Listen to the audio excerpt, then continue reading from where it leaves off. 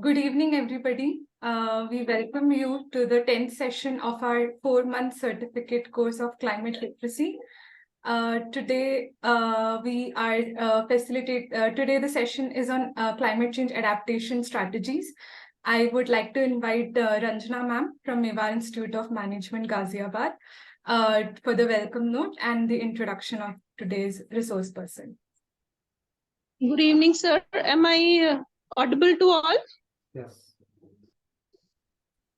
Hello? Am I audible to all? Yes, voice is very clear.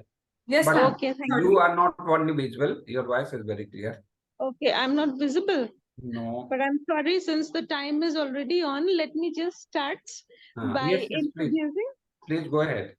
Yeah, so let me introduce our speaker today. It is an honor for us to have with us Dr. Kumar Manish, who is currently working as an assistant professor in Jindal School of Environment and Sustainability.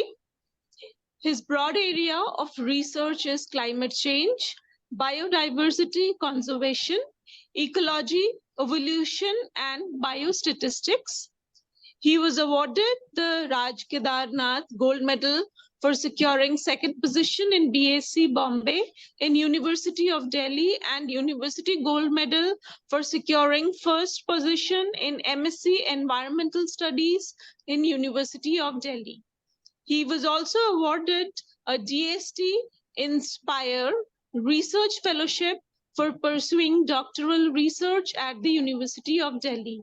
Till date, he has published 17 research papers in peer-reviewed international journals that have received 800 citations, along with poster presentations and 4 oral presentations at some of the leading international universities, such as Harvard University, University of Wisconsin, Royal Botanical Garden, and London.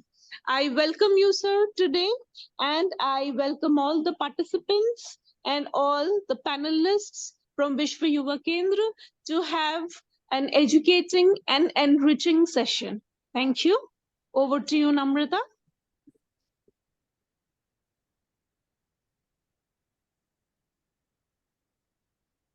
Hello. Thank you. Namrata, over to you, please. Yes, thank you, ma'am. Now I would like to invite Dr. Kumar Manish, our resource person for today. Sir, over to you, sir. You can carry forward with your sessions. Thank you, Namrata. Thank you, Ranjana ma'am. Thank you, sir, Ajit sir. आपने opportunity दिया बोलने के लिए, and I gladly thank you all. Because normally we always interact in the university area, so it's always good to talk to different set of people always. So I'm highly glad that you could give me this opportunity. I'll start with my presentation because I want to have more time for interaction. तो कोशिश ये करेंगे कि bilingual रखें. Some parts of it will be English, I think. Some part will be Hindi, and I will be using a PowerPoint. But I'm particularly more inclined towards taking your questions. जो भी question आपके दिमाग में हो, कुछ भी topic से related, climate change as a general. मेरा काम generally Himalayan biodiversity पे है, but OP Jindal Global University में जो हमारा center है, उसमें हम पूरे इंडिया पे काम करते हैं with respect to climate change mitigation and adaptation. So hopefully I will be able to answer you much of the questions, but let's see, right? So. Can I switch, Namrata, over to my presentation? Yeah, so I have the option of share screen.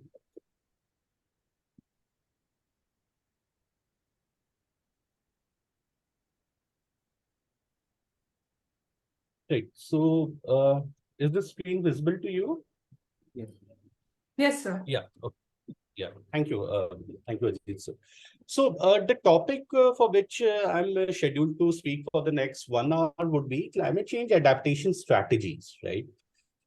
So basically, in this course, you must have learned that climate change का मतलब क्या होता है. Basically, definition. So definitions तो आपको हर जगह मिल जाएंगे, but जो definitions है वो भी change होती हैं, और ऐसा पहली बार हुआ है with respect to this topic, climate change. Generally जो definitions होती हैं वो fix होती हैं, बट अगर आप डेफिनेशन देखिए United Nations framework convention on climate change का, जो यूएन की एजेंसी है, 1992 में जो अर्थ समिट हुआ, उस समय उन्होंने ये बोला climate change is the change of climate which can be directly attributed to human activity and which changes the composition of global atmosphere in addition to the changes what we normally observe. बहुत बार ऐसा होता है कि कहीं पे volcanic eruption हो जाए, कहीं पे अलिनो साउथर्न ऑक्सीलेशन, जो उसको अलिनो लालिना बोलते हैं, उसकी वजह से।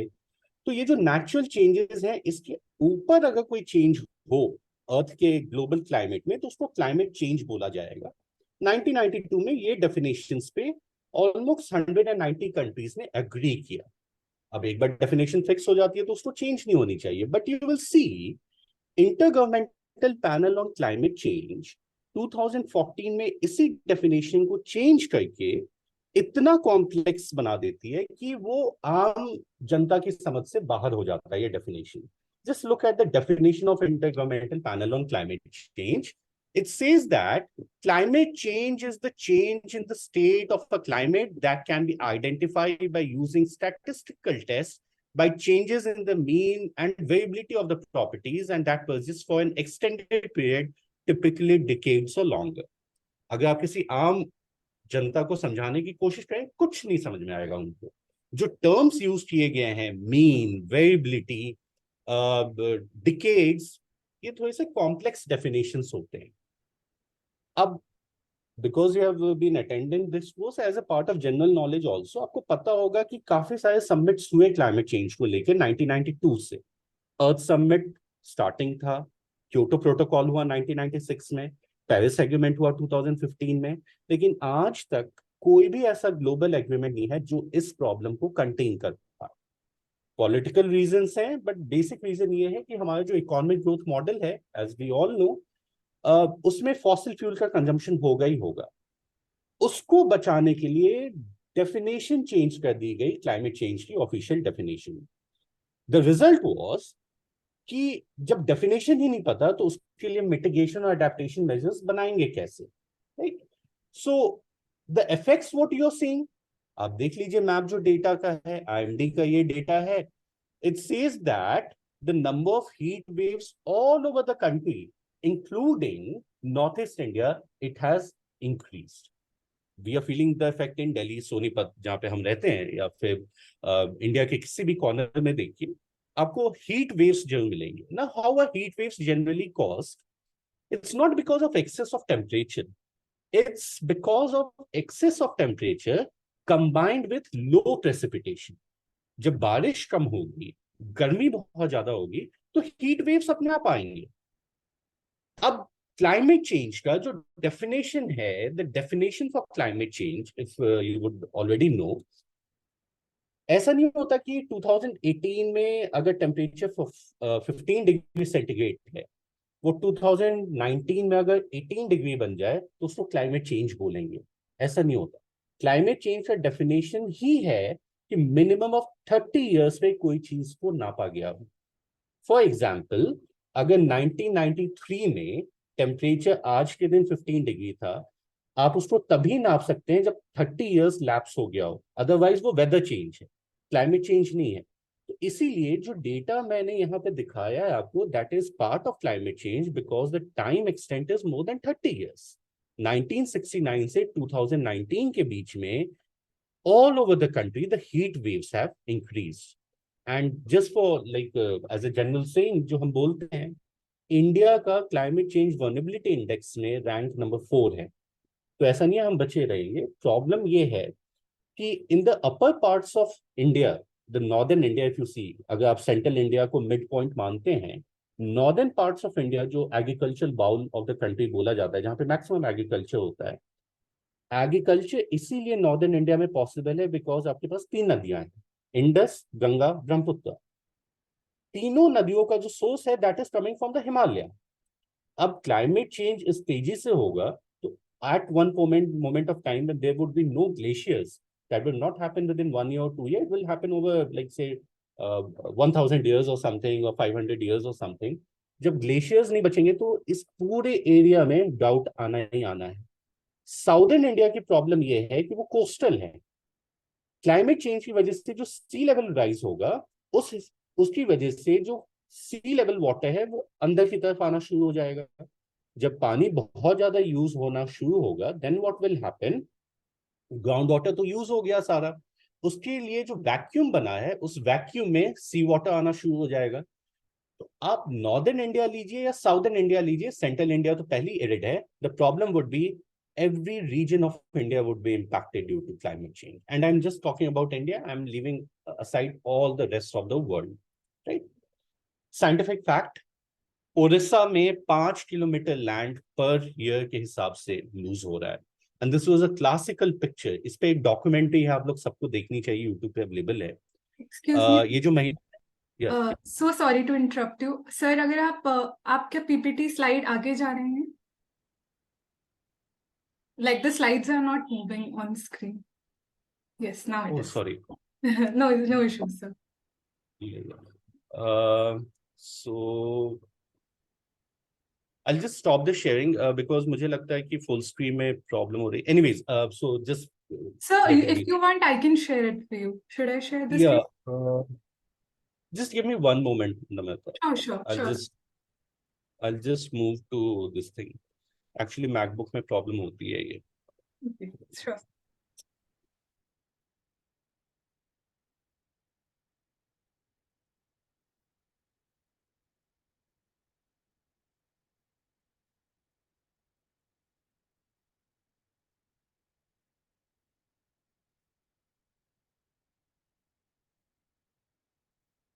So Namrata, please share that from your end. इसमें दिक्कत आ रही है। I'll share it, sir. Yeah.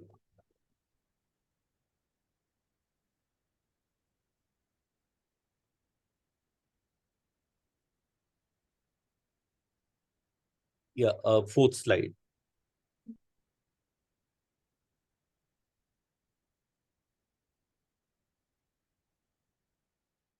Right. तो ये documentary है which we all should see. What they are saying right now, ये जो महिला है that so there is a pole, right? If you look closely, it's a hand pump which you can see. Hand pump में 1990 level और 2019 level के बीच में आप difference देखिए। And what they have estimated 5 kilometres of land is being lost in Odisha every year. तब भी problem यह है कि हम एविडेंस मांगते हैं क्लाइमेट चेंज का, कि क्लाइमेट चेंज का एविडेंस कहाँ है। इससे ज्यादा एविडेंस और क्या चाहिए when you have the data available between 1990 to 2019। इसीलिए मैंने बोला कि if you go back Namita to the previous slide, so in that slide you will see that the number of heat waves is increasing, but in this slide you will see that the groundwater level, जो ground level है, we are losing land every year per day, per land every year. So ultimately ये जो land loss होगा तो वो तो होगा ही, but I am more worried, and when the experts are more worried, कि इसका बेसिक प्रॉब्लम जो होने वाला है that would be with respect to the water availability. क्योंकि अगर मरीन वाटर, कोस्टल वाटर अंदर की तरफ आएगा, then you will not have fresh water. और नमकीन पानी हमारे किसी काम का नहीं है, because that is not fit for drinking. उसमें लाइफ नहीं चल सकती। नमक जैसे आपकी बॉडी के अंदर जाएगा, cells will start to lose the water because of the dehydration process. So that is a typical problem which we are going to have. Next slide, Namrata.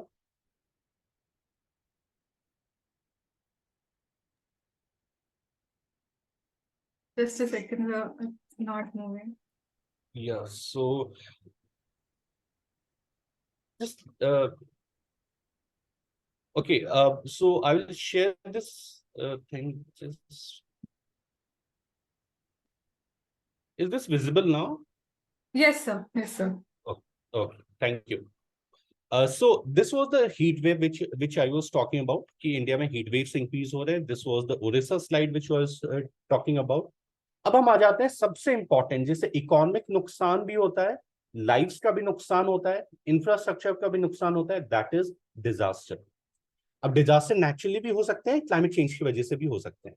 The point over है कि अगर आप देखिए कि India में कितने लोगों की जान गई है, India is among the top 3 Nations with most number of natural disasters.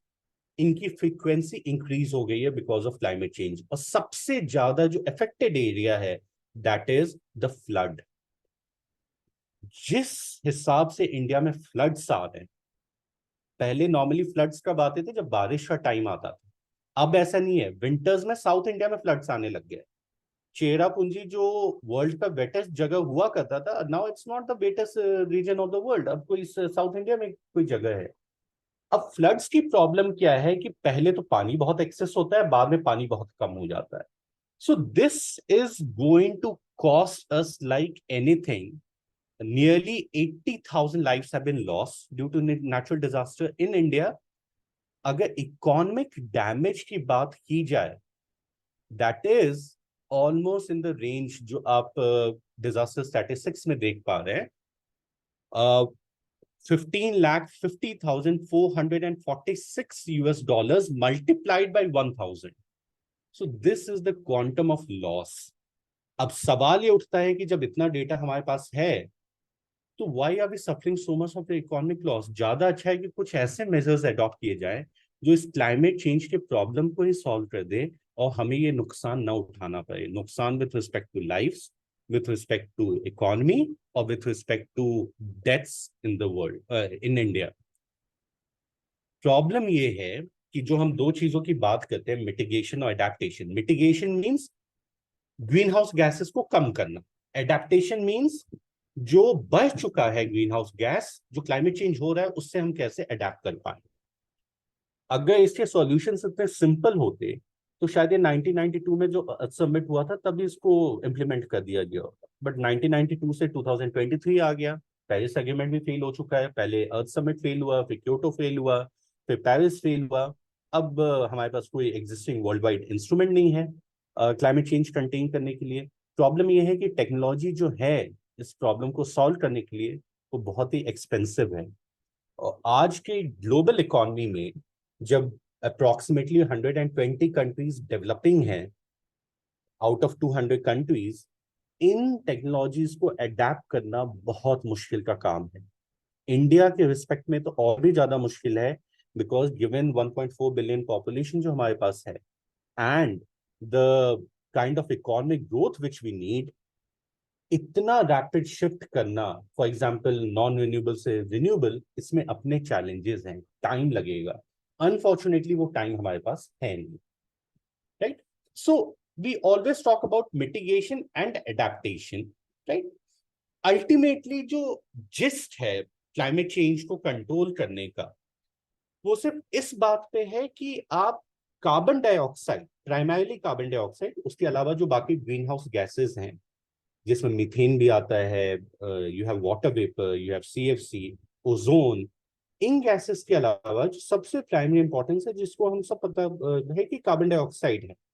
किसी तरीके से जो ये एक्सेस कार्बन डाइऑक्साइड है एटमॉस्फेयर में, इसको हम कहीं पे एब्जॉर्ब करवा दें।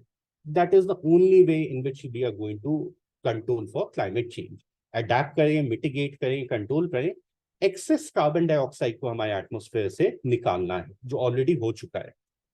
और अगर 12th की हमें केमिस्ट्री याद हो या ज्योग्राफी याद हो, एटमॉस्फेयर में वी हैव 78% नाइट्रोजन, 21% ऑक्सीजन, 1% बाकी सब गैसेस मिला के हैं, जिसमें कार्बन डाइऑक्साइड भी आता है, जिसमें वाटर वेपर भी आता है, जिसमें नाइट्रोजन डाइऑक्साइड, सल्फर डाइऑक्साइड, सबके सब गैसेस कुल मिला के 1%। बट ये प्रॉब्लमैटिक है। प्रॉब्लमैटिक इसीलिए है बिकॉज इनमें ऐसी कैपेसिटी होती है जो दूसरे किसी भी गैस में नहीं होती, नाइट्रोजन में नहीं होती, ऑक्सीजन में नहीं होती। वो कैपेसिटी जो इन गैसेस की है, जिसको हम ग्रीन हाउस गैस बोलते हैं, that capacity is to absorb solar radiation. अगर इन गैसेस की कॉन्सेंट्रेशन इंक्रीज होगी एटमॉस्फेयर में, उसका मतलब है जो ये इनकमिंग सोलर रेडिएशन है ये और ज्यादा एटमॉस्फेयर में एब्जॉर्ब होगा। और एब्जॉर्ब होने का मतलब है कि ये वर्ल्ड में जो इनकमिंग सोलर रेडिएशन है उसकी क्वांटिटी इंक्रीज हो जाएगी, एटमॉस्फेयर एब्जॉर्ब करने लग जाएगा। अर्थ का एवरेज टेम्परेचर जो अभी 17 डिग्री सेंटीग्रेड है, ये उससे इंक्रीज होता चला जाएगा। अल्टीमेटली हमें करना क्या है, ये जो ग्रीन हाउस गैसेज हैं, टिपिकली कार्बन डाइऑक्साइड इसलिए प्रॉब्लमेटिक है बिकॉज इसकी लाइफ जो है, एवरेज लाइफ एटमोस्फेयर में 100 साल की है। It varies between 90 years to 1000 years even. कुछ ऐसे मॉलिक्यूल्स हैं जो 1000 years तक सर्वाइव करते हैं। अगर आज कोई एक्शन लिया है 2023 में, इसका इफेक्ट आपको 2123 तक देखने को मिलेगा, because average life time carbon dioxide की 100 साल है। तो टोटल जो पूरा हमें सिनेरियो है, उसके हिसाब से we have to absorb excess carbon dioxide. अब ये 3 जगह पे हो सकता है। एक है ओशंस, समुद्र, दूसरा है फॉरेस्ट, और तीसरा है सॉइल। इन तीनों के अलावा कार्बन डाइऑक्साइड और कहीं भी एब्जॉर्ब नहीं किया जा सकता। जो हमारे प्लैनेटरी बाउंड्रीज हैं, एग्जिस्ट करते हैं साइंटिफिक भाषा में जिसको बोलते हैं, सबसे ज्यादा एब्जॉर्प्शन होता है कार्बन डाइऑक्साइड का ओशंस में, उसके बाद फॉरेस्ट में और सॉइल में। हमारी जितनी भी टेक्नोलॉजी है इस कार्बन डाइऑक्साइड को कम करने की, वो या तो ओशन में उसको एब्जॉर्ब करवाने की है, या फॉरेस्ट में है, या फिर सॉइल में। सबके अपने चैलेंजेस हैं। सबसे बड़ा चैलेंज ये है कि they are not economic friendly.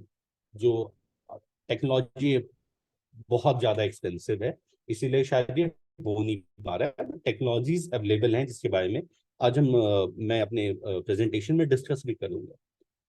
अच्छा, एक चीज जो हमें हमेशा याद रखनी है, कभी हमने अगर सोचा हो कि अर्थ पे 70% ओशंस हैं ही क्यों? 70% of geographic area of Earth is occupied by ocean. Ocean has salty water which has no function for life. The basic function of ocean is, सबसे पहले तो फ्रेश वाटर को ओशन से ही आना है, बिकॉज ओशन से जो पानी इवोपरेट होगा वही क्लाउड बनेगा। क्लाउड से जो बारिश होगी उसी में फ्रेश वाटर आएगा। जो नमक होता है that is left behind in the ocean. Second reason for the so much of water on Earth is that they help to absorb both temperature and carbon dioxide. तभी लाइफ पॉसिबल है इस अर्थ पे। तो ओशंस को, जो normally हम लोग सोचते हैं डंप यार्ड है, प्लास्टिक भी वहीं पे जा रहा है, रेडियो एक्टिव वेस्ट भी हम वहीं पे डाल देते हैं, that is not the correct thing what we are doing. Even जो इंडिया में मॉनसून आता है that is also because of ocean. अगर मॉनसून नहीं हो इस देश में तो आप सोच लीजिए देश की हालत क्या होगी, जहां पे still 1/3 of economy depends upon agriculture. तो आगे का जो भी प्रेजेंटेशन है, it will revolve around 3 points: either absorb carbon dioxide in the forest और इन द सॉइल और इन द ओशन। तो 2 तरीके से हम एडेप्टेशन स्ट्रैटेजीज को करवा सकते हैं। Either it can be natural or it can be technological. Natural सबसे आसान है, सबसे फ्रेंडली है और सबसे कॉस्ट इफेक्टिव है, बिकॉज हमें इसमें कुछ नहीं करना, हमें प्लांट्स लगा के कार्बन डाइऑक्साइड को एब्जॉर्ब करवा देना। So wherever you have wasteland, you plant forest. जो हमेशा हम सुनते हैं एफॉरेस्टेशन, रिफॉरेस्टेशन प्रोग्राम्स, तो afforestation reforestation programs, okay sorry, so afforestation और रिफॉरेस्टेशन प्रोग्राम्स अवेलेबल हैं। आप प्लांट लगाइए, लोग ये सोचते हैं कि उससे कार्बन डाइऑक्साइड कंट्रोल हो जाएगा, बट इसकी एक प्रॉब्लम है। प्रॉब्लम ये है कि कोई भी प्लांट सिर्फ 15 साल तक ही सबसे ज्यादा कार्बन डाइऑक्साइड एब्जॉर्ब कर सकता है। After 15 years when they become mature, maturity के बाद उसका कार्बन डाइऑक्साइड की एब्जॉर्प्शन की एफिशिएंसी बहुत कम हो जाती है। बिल्कुल हमारी लाइफ की तरह। मैक्सिमम काम हम बीच के स्टेजेस में कर सकते हैं या शुरुआत के स्टेजेस में। एक बार हम 40 years क्रॉस कर गए, मेटाबॉलिज्म स्लो हो जाता है, प्लांट्स का भी मेटाबॉलिज्म स्लो हो जाता है, and therefore they can not absorb more of carbon dioxide. The amount of excess carbon dioxide which we have on Earth as compared to what we need, plants ineffective honge, and this is I'm saying with a great sense of responsibility, plants will be ineffective in absorbing this amount of carbon dioxide.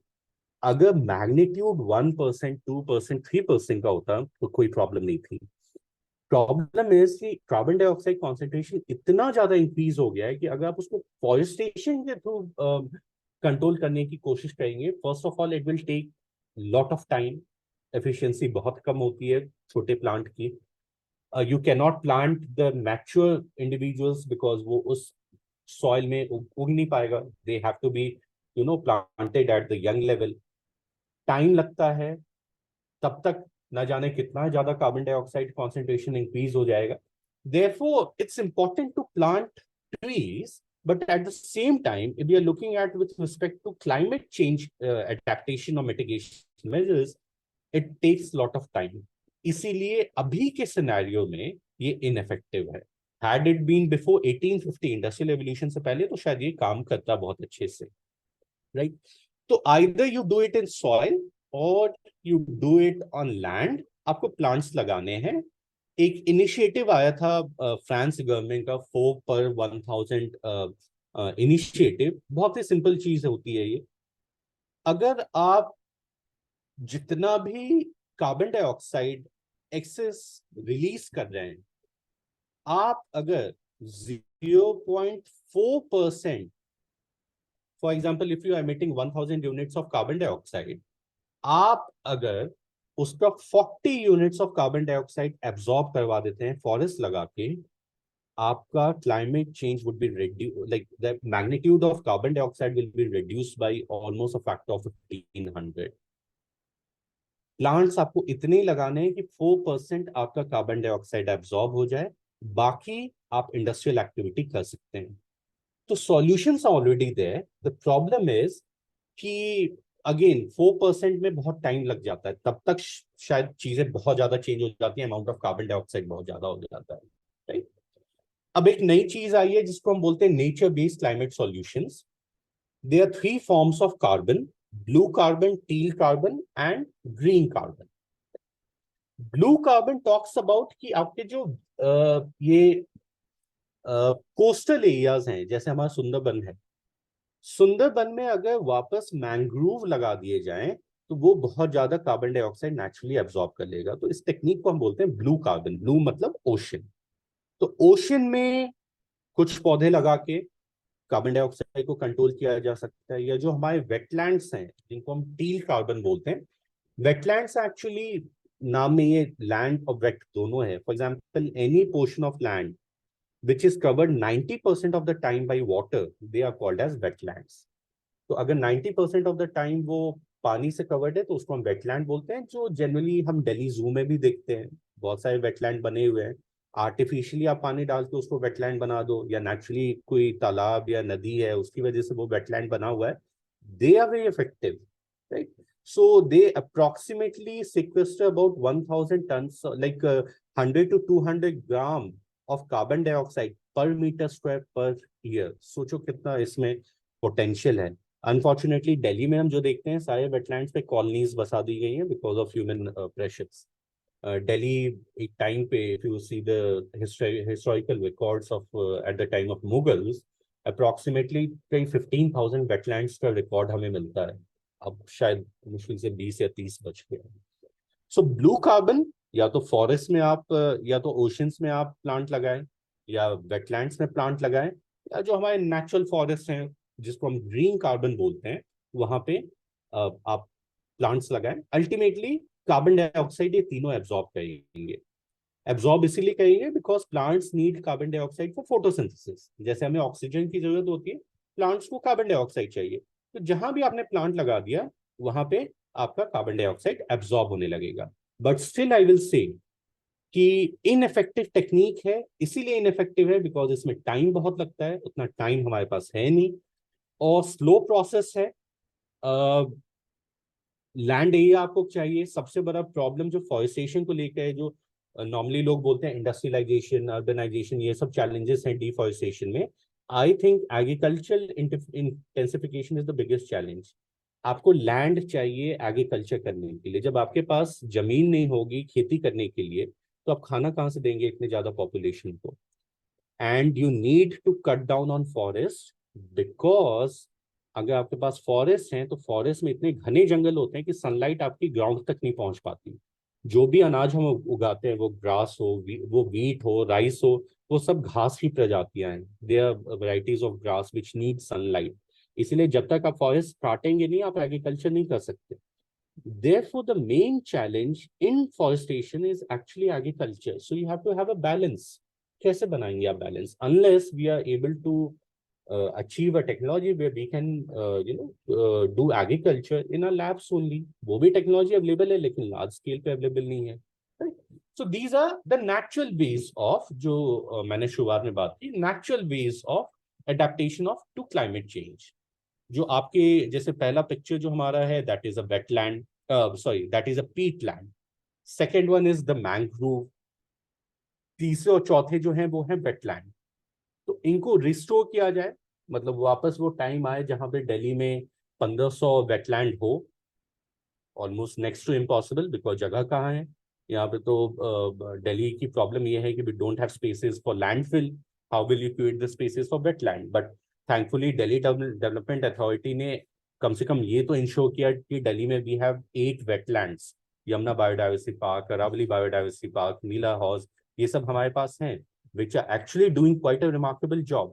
If this can be replicated in Delhi, which has so much of anthropogenic pressure, why can't it be replicated in entire city of India? Delhi में तो pressure बहुत ज्यादा है, हर चीज का pressure है। Urbanisation हो जाए, हाउसिंग का हो जाए, फूड का हो जाए, सभी चीजों का प्रेशर है। लेकिन जब दिल्ली में किया जा सकता है वेटलैंड का programme, why not in other parts of India? अगर सभी सिटीज में हमारे पास ऐसे वेटलैंड्स हों तो approximately 100 to 200 gram of carbon dioxide पर मीटर स्क्वायर पर ईयर अपने आप एब्जॉर्ब हो जाएगा। You don't need to do some, scientific stuff for that. But again, the rate will be slow. जितना हम emit करते हैं शायद उतना नहीं हो पाए। By the way, अगर आप डेटा देखें, I think you must have covered in your initial lectures, India is the third biggest emitter of carbon dioxide, gross emitter of carbon dioxide in the world, after China and US. Per capita पे अगर उसको हम divide कर देते हैं, देखिए सब terminology का खेल है। ग्रॉस एमिशन हमारा थर्ड सबसे हाईएस्ट है, लेकिन अगर उसको पॉपुलेशन से डिवाइड कर दें तो हम 104th रैंक पे चले जाते हैं। So we are not saying we are emitting quite a lot, but carbon dioxide तो कार्बन डाइऑक्साइड है ना। आप उसको पर कैपिटा पे डिवाइड कीजिए या ग्रॉस देखिए, जाना तो उसको एटमोस्फेयर में ही है। अगर एटमोस्फेयर में वो जाएगा फिर उसकी कोई पॉलिटिकल बाउंड्री नहीं है, वो इंडिया को भी इफेक्ट करेगा, चाइना को भी, सबको इफेक्ट करेगा। द नेक्स्ट थिंग इज जो आजकल अपने गवर्नमेंट ऑफ इंडिया का इनिशिएटिव देखा होगा, and it's such a remarkable initiative with respect to climate change adaptation, that is millets, जिसको हम हिंदी में मोटा अनाज बोलते हैं। Because after green evolution, rice, wheat problems we all know, उस समय बहुत इंपॉर्टेंट था बिकॉज 90% ऑफ इंडिया के पास खाने को कुछ नहीं था, if not 90-70%। We have to, if green evolution would not have happened, हमारी इकोनॉमी इतनी आगे नहीं आती, because 1/3 of our economy is still dependent upon agriculture. 30-35% GDP agriculture से आता है। But now there is a need for shift, thanks to the present government, which should be lauded like anything, because millets का सबसे बड़ा advantage है कि इसको पानी बहुत कम चाहिए। आने वाले टाइम में जब ऑलरेडी पानी कम होगा, we need to shift our food habits. जो हमें आदत है, या तो हम चावल खाते हैं या गेहूं खाते हैं, वो मिलेट्स, ज्वार, बाजरा, ओट्स की तरफ जाना ही जाना है हमें। इसको जितनी जल्दी हम पब्लिक में ले आए उतना अच्छा है। And thanks to this government, जिन्होंने मिलेट्स पे पूरा G20 जो समिट था उसमें मिलेट्स पे हाईलाइट की बात। तो ऐसे अगर इनिशिएटिव्स गवर्नमेंट के पार्ट पे होते हैं, देन इससे अच्छा कुछ भी नहीं है, because the public is now preparing for the ultimate scenario जहां पे खाने की कमी होने वाली है। बिकॉज जब इंडस में, गंगा में, ब्रह्मपुत्र में पानी नहीं होगा, where will you do agriculture, right? तो इसीलिए मिलेट्स की जरूरत है। कुछ हमारे पास बायोटेक्नोलॉजी, जिसको आप बीटी के रूप में भी जानते हैं, BT does not stand for biotechnology. BT एक बैक्टीरिया का नाम है, बैसिलस thuringiensis। लेकिन बायोटेक्नोलॉजी में अब ये पॉसिबल है कि हम किसी भी प्लांट में ड्राउट रेजिस्टेंट जीन डाल दें। फॉर एग्जांपल राइस में, व्हीट में, जिसमें पानी बहुत ज्यादा है, पानी की रिक्वायरमेंट बहुत ज्यादा है, शुगर केन में, उसमें हम ड्राउट रेजिस्टेंट जीन डाल दें तो शायद वहां पे भी ये रिक्वायरमेंट्स कम हो जाएगी। तो यूजिंग साइंस, मिलेट्स नेचुरल है, लेकिन अगर आपको तब भी राइस और व्हीट पे डिपेंडेंट होना है तो बायोटेक्नोलॉजी का भी यूज कर सकते हैं। बस प्रॉब्लम ये है, हमें आज ये नहीं पता कि अगर हम ड्राउट रेजिस्टेंट जीन डालेंगे उस प्लांट में तो क्या हमें कोई एलर्जी होगी या नहीं होगी। Because human trials have been prohibited, human trials are not ethically permitted in any country except China वाइना में, जहां पे डेमोक्रेसी नहीं है वहां पे होता है। डाउट रेजिस्टेंट जीन का हम पे क्या इफेक्ट पड़ेगा, we do not know, right? Now we come to the technological part. ये तो नेचुरल बात थी जिसकी मैंने हमेशा प्रॉब्लम बताई है कि ये बहुत ही स्लो प्रोसेस है, टाइम लगता है, उतना टाइम हमारे पास नहीं है। रैपिड चेंजेस कैसे आने हैं, एक बड़ा ही सिंपल प्रोसीड्यूर जिसको बोलते हैं biochar. You need to do nothing. If you just look at the second part of the graph, ये बिल्कुल मिट्टी की तरह दिखाई देता है biochar. What you do over here, जो आपके एग्रीकल्चरल रेसिड्यूज हैं, फॉर एग्जांपल पंजाब में, हरियाणा में जो स्टबल बर्निंग का फिनोमेना है, जिसके कारण दिल्ली को भी स्मॉग से सफर करना होता है. So what you do, you collect all the agricultural residue, उसको एक कंटेनर में डालेंगे और उसको हाई टेम्परेचर पे हीट करेंगे, 200-300 डिग्री सेंटीग्रेड पे. जैसे इतने हाई टेम्परेचर पे आप हीट करेंगे, ख्याल से फिर रखना है कि you should not you should not leave the cover open, because अगर उस कंटेनर का कवर खुला रहेगा, हवा से ऑक्सीजन जाएगा, दिस इज कार्बन, तो कार्बन और ऑक्सीजन कंबाइन करके कार्बन डाइऑक्साइड फॉर्म करेंगे. तो जिस कंटेनर में आपको इसको जलाना है at high temperature 200-300 degree centigrade, that container has to be closed. जब ये 200-300 डिग्री सेंटीग्रेड पे जलेगा, देन व्हाट वुड हैपन, ये ऑटोमेटिकली एक मैन्युअल टाइप चीज में कन्वर्ट हो जाएगी, जिसको बोला जाएगा बायोचार. अब इस बायोचार को you can use it in place of natural soil, जो हम खाद के फॉर्म में यूज करते हैं. तो compost, biochar, it's almost the same thing. इसमें दो चीजें हो रही हैं, that you are taking care of the agricultural residue and you are also taking care of the fertility of the soil, जिसके लिए हमें fertilizers की जरूरत होती है. अगर ये agricultural residue हम बायोचार में नहीं कन्वर्ट करेंगे, what will happen, इसका अपने आप decomposition होगा, and because of that decomposition a gas would release which is called as methane. Methane gas वही गैस है, अगर किसी नाले से क्रॉस करें, सब्जी मंडी से क्रॉस करें, लैंडफिल से क्रॉस करें, जो बदबू आती है वो मीथेन की होती है. वही मीथेन गैस किसी भी नेचुरल चीजों के डिकम्पोज होने से निकलता है. Global warming potential of methane is 12 times more than CO2. Carbon dioxide के मुताबिक methane causes 12 times more global warming as compare to carbon dioxide. तो you are taking care of methane. बस एक चैलेंज है, इंडिया में अगर इस technology को अडेप्ट किया जाए, प्रॉब्लम सबसे बड़ी ये है कि जिस एनर्जी से हम इसको हीट करेंगे 300 डिग्री सेंटीग्रेड या 200 डिग्री सेंटीग्रेड, अनफॉर्चुनेटली उसके लिए हमें कहीं पे और कोयला जलाना होगा. बिकॉज इंडिया में 60% of energy comes from coal, 40% of energy comes from renewable.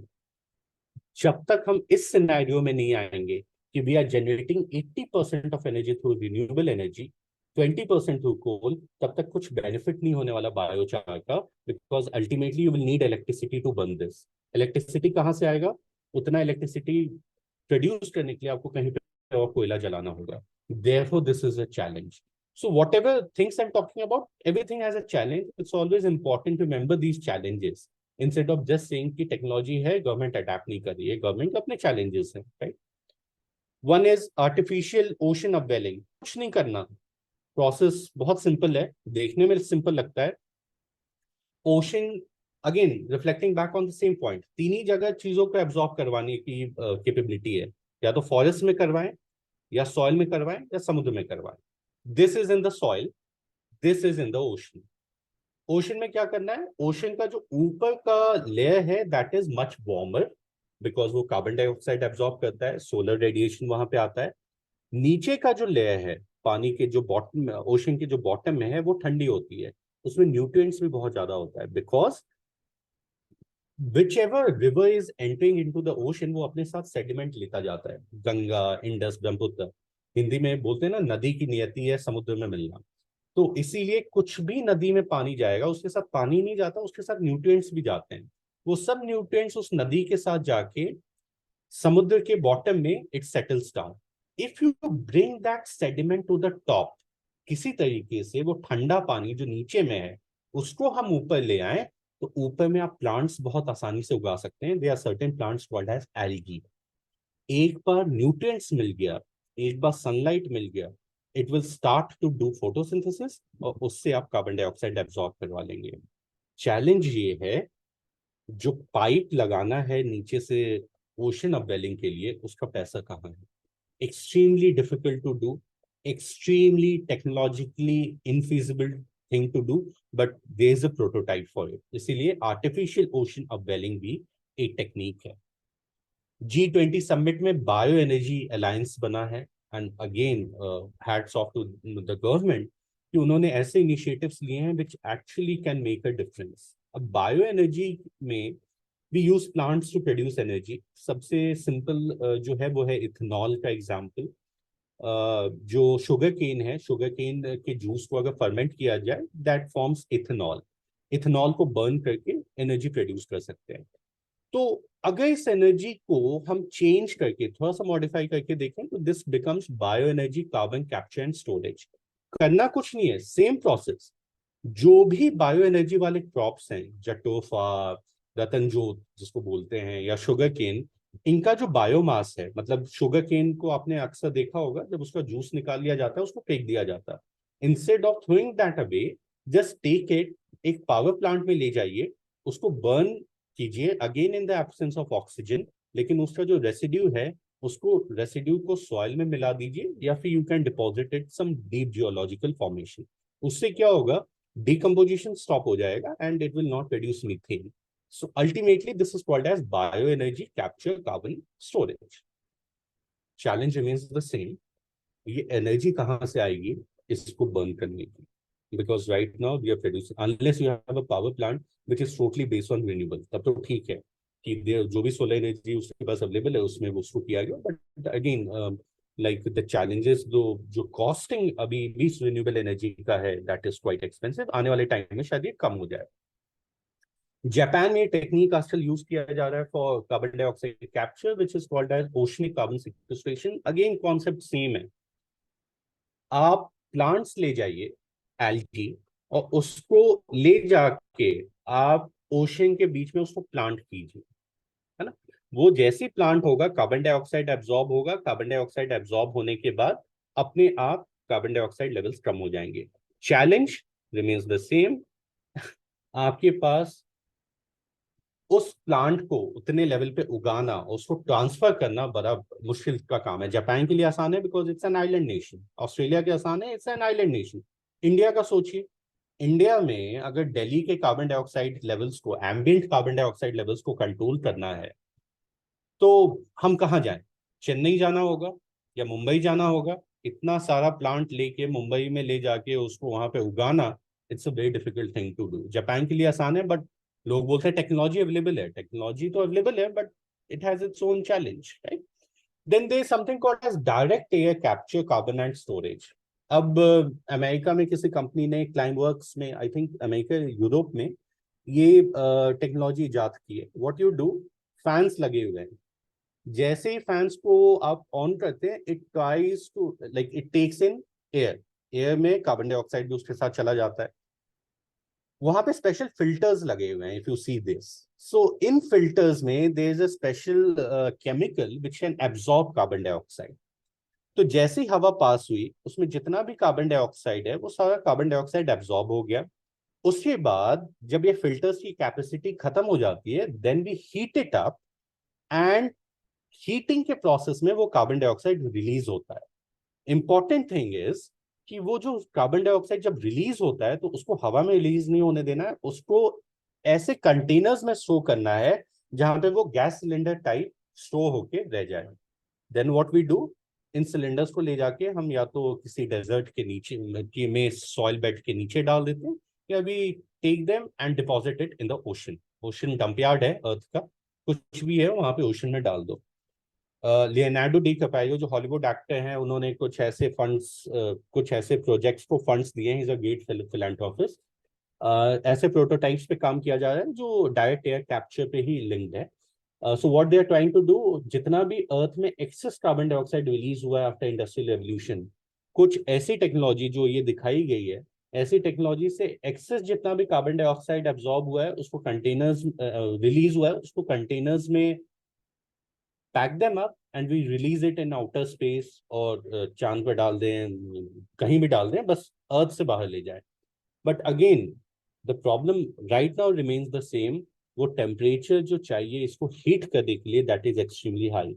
So unless we switch to renewable energy completely, this challenge cannot be contained. So this is called as direct air capture carbon and storage. It is almost equivalent to the smog towers which you see in Delhi.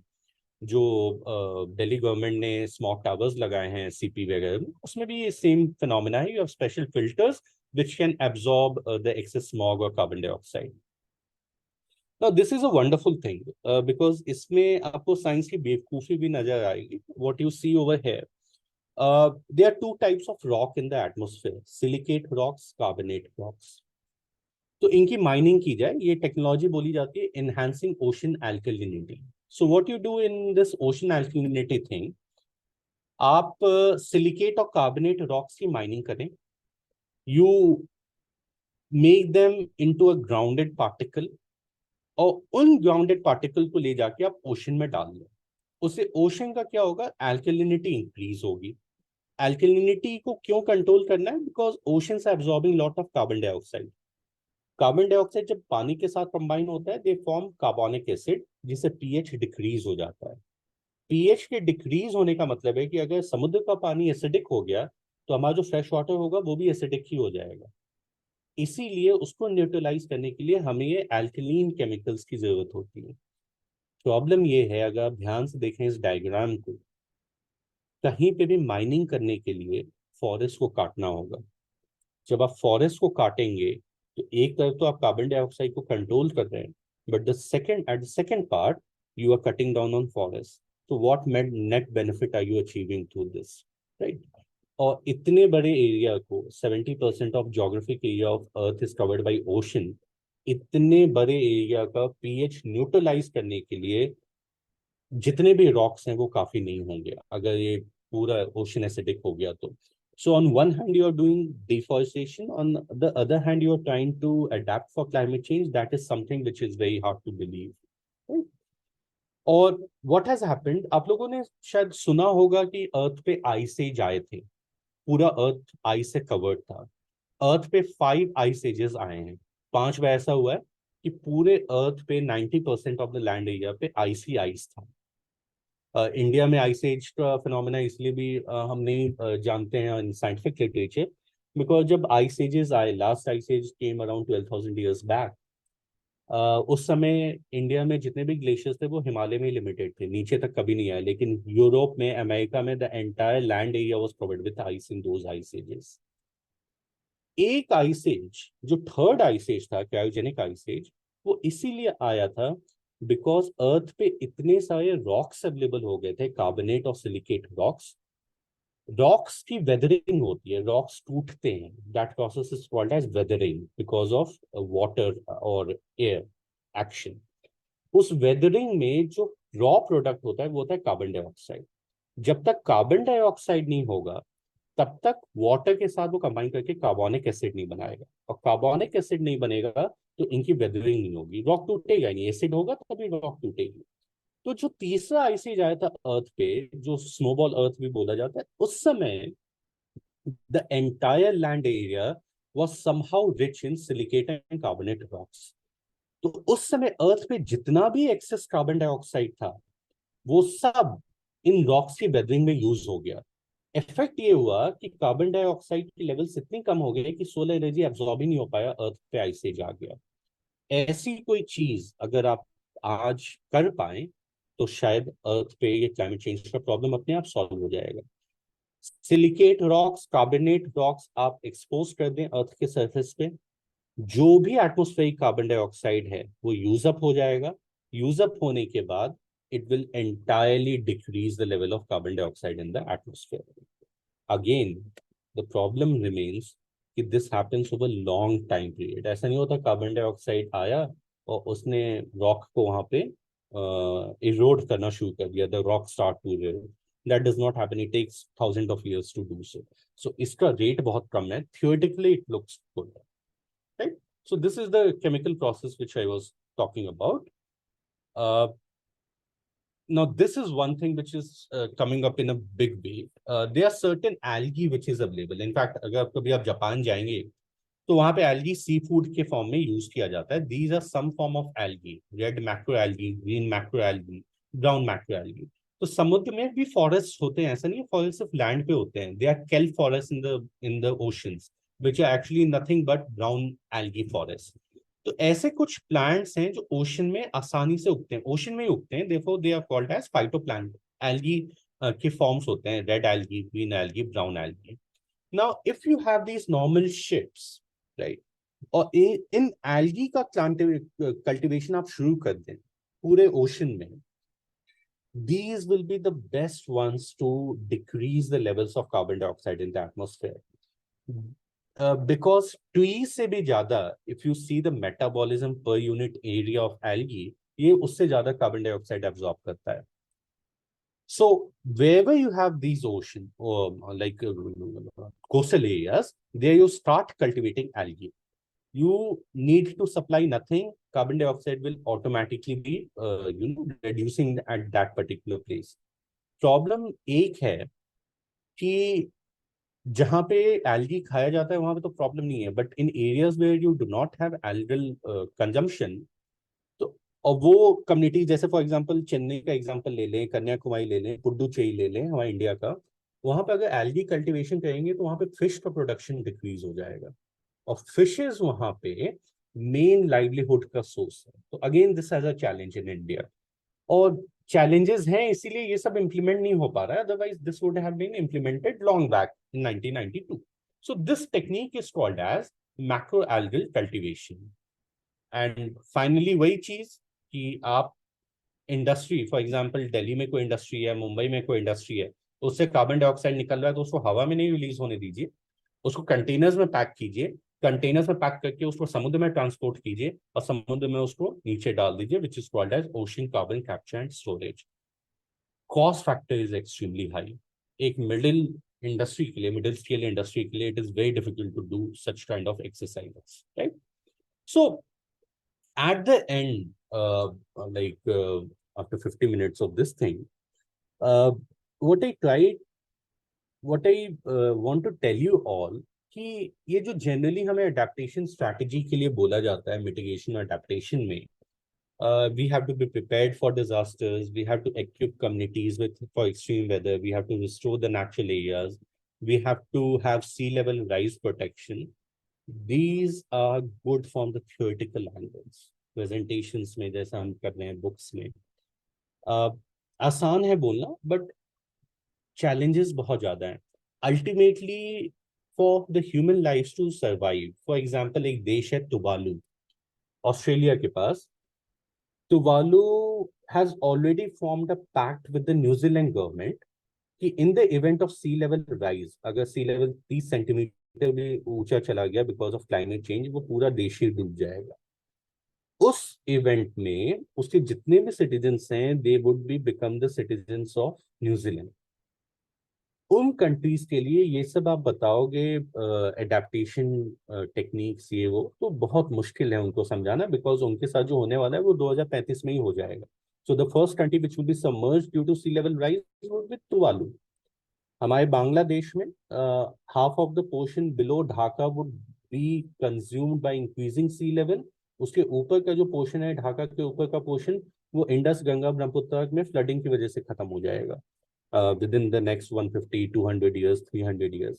इसीलिए ultimately, if you ask me personally on a personal note, despite being from the academic field, what I feel is we have to have two kind of adaptations. सबसे पहला agriculture को लेके, because दो ही चीजें important है life के लिए, जो सबसे important है food and water. तो सबसे पहले अगर adaptation करना है तो that would be with respect to agriculture. We have to move away from this cultivation of water intensive crops like rice, wheat, sugarcane towards less water intensive crop or no water requirement crops like millets, bajra, jowar, jo bhi hai. Second thing, with respect to water, we have to invest quite a lot in these desalination plants, या जो समुद्र के पानी को डीसलाइन, उसका नमक हटा के उसको फ्रेश वाटर में कन्वर्ट करने की बात होती है. That is the thing what we have to look at. We have to look at water conservation, क्योंकि ग्राउंड वाटर तो मैक्सिमम जगह पे बचा ही नहीं है. We would be looking at water scarcity. कुछ दुबई में प्रोग्राम चल रहा है कि जो आइसबर्ग अंटार्कटिका में पिघल रहा है उसको वहां पे टाउ करके लाएंगे, जैसे जेसीबी से कोई चीज लाई जाती है. दुबई कैन डू दैट, पैसा है उनके पास. But for us, water conservation and desalination plants are going to be the next way forward. तो adaptation हमें agriculture में और हमें water conservation में करना होगा if we need to be prepared for adapting to climate change. So with this, I will try to, end my lecture that I just wanted to highlight कि technologies हैं, but challenge यही है कि सबके साथ कुछ ना कुछ प्रॉब्लम है. इनफैक्ट हम अपने बच्चों को अपनी यूनिवर्सिटी में बताते हैं, यूपी जिंदल में, कि आप कोई भी सॉल्यूशन लेके आओगे ना इन्वायरमेंटल प्रॉब्लम का, they will have their own problems. किसी भी चीज का आप सॉल्यूशन ढूंढोगे उसके अपने प्रॉब्लम्स होते हैं. इट्स ऑल अबाउट एनालाइजिंग कि किसका प्रॉब्लम सबसे कम है. अब वो एज तो है नहीं कि we go back before industrial revolution. We need to grow, economic growth होनी चाहिए, सस्टेनेबल ग्रोथ होनी चाहिए. But the problem is for developing country, आज तक कोई ऐसा डेवलपिंग कंट्री नहीं है जिसने सस्टेनेबल ग्रोथ किया, इनफैक्ट डेवलप कंट्री भी नहीं है. US is still the second biggest emitter of carbon dioxide, जबकि उसके पास इंडस्ट्री उतनी है नहीं. All the industries have been outsourced to China. उनका लाइफस्टाइल ऐसा है. So therefore we need to be prepared for more such heat waves, water scarcity problems. जितना जल्दी समझ जाए, जितना जल्दी अडेप्ट कर जाए उतना अच्छा है. जितना जल्दी गवर्नमेंट लोगों को समझाने में कामयाब हो जाए उतना अच्छा है. इसलिए I am always want to thank people like Ajit sir कि आप ऐसे सेमिनार्स करवाते हैं, ऐसे वर्कशॉप्स करवाते हैं सर, ताकि हम जनरल पब्लिक को ये सब चीजें बता पाएं, लोगों को अवेयरनेस फैला पाएं. Because ultimately becoming aware is the first step towards preparing for any climate change disaster what is going to happen. Thank you everyone. Thank you so much. Thank you Ajit sir. Thank you Namita. Thank you Ranjana ma'am. Thank you so much sir. काफी informative session था. And शायद पता नहीं आपने comments देखे, people had commented that they don't want this session to end so easily. और काफी कुछ लोगों को सीखने को मिला. So sir, with your permission, should I move forward to the question and answer? Ajit sir, yes, आप हाँ कुछ बोलिए. हाँ नम्रता मैम, जी सर. आप जब अपना क्वेश्चन आंसर लेंगी उससे पहले एक मेरा थोड़ा डाउट था, क्योंकि हम लोग भी तो लेमैन हैं इस फील्ड में, तो समझने वाले बिल्कुल हैं. तो आप बिल्कुल. अपने पूरे क्वेश्चन आंसर को रखे रहिए. मुझे लग रहा है आपके पास बहुत सारे बंडल्स हैं. एक दो क्वेश्चन में बीच में जब आप अलाउ करोगे तो मैं पूछूंगा जब आपका खत्म हो जाएगा. एक जी. मेरा मनीष सर सबसे वो था क्लैरिटी के लिए, थोड़ा अपने पार्टिसिपेंट्स के लिए समझने के लिए भी, और मुझे भी, कि कुछ मैं सोचता हूं कि जैसे ठीक है हम समझते हैं मिटिगेशन एडॉप्टेशन दोनों चीजों पे हमने जानकारी ली. ये भी हम सुनते हैं कि एडॉप्टेशन पे ज्यादा हमें ध्यान देना है मिटिगेशन के बदौलत. अब थोड़ा सा मैं आपसे रिक्वेस्ट करूंगा सर, चूंकि बिल्कुल लेमैन है हम लोग इस फील्ड में, तो क्या कुछ एग्जाम्पल के माध्यम से आप हमें ये बता सकते हैं क्या कि ये चीज जो आप करेंगे ये मिटिगेशन होगा, ऐसे करेंगे ये एडॉप्टेशन होगा, ऐसे एक दो एग्जाम्पल्स के द्वारा, और इसके लिए क्या सबसे प्रभावी तरीका होगा, क्या आप करेंगे तो वो किस श्रेणी में आएगा? थोड़ा एक दो इस पे बात करें, इसके बाद फिर हम अपने क्वेश्चन आंसर पे आएंगे सर. जी सर, अगर सिंपल समझाना हो तो अपने प्रेजेंटेशन से जो मैंने एग्जांपल लिया, एडेप्टेशन का मतलब है आप ज्वार और बाजरा की खेती शुरू कर दीजिए, वो एडेप्टेशन है ना, वो मिटिगेशन नहीं है. मिटिगेशन का मतलब होता है कार्बन डाइऑक्साइड अगर कोई इंडस्ट्री से निकल रहा है तो उस इंडस्ट्री से निकलने से पहले कार्बन डाइऑक्साइड वहीं पे खत्म कर दें. वो कैसे होगा? वो जो कार्बन कैप्चर स्टोरेज की बात चलती है, वो जो फैंस लगा के कि वो चिमनी से धुआं जो है वो हवा में ना जाए, वो कुछ ऐसा तरीका बनाया जाए कि वो चिमनी सीधा अंडरग्राउंड चला जाए, चिमनी का हवा सीधा अंडरग्राउंड चला जाए, ताकि कार्बन डाइऑक्साइड हवा में नहीं रिलीज हो. कि अगर हवा में कार्बन डाइऑक्साइड होगा नहीं तो सोलर एनर्जी एब्जॉर्ब होगी नहीं, ग्लोबल वार्मिंग होगा नहीं, तो वो कार्बन डाइऑक्साइड सीधा जमीन में चला जाए, वो हो जाएगा मिटिगेशन. और एडेप्टेशन का मतलब है कि हम ऑलरेडी जो चेंजिंग क्लाइमेट है उसके लिए हम वैसा कर लें.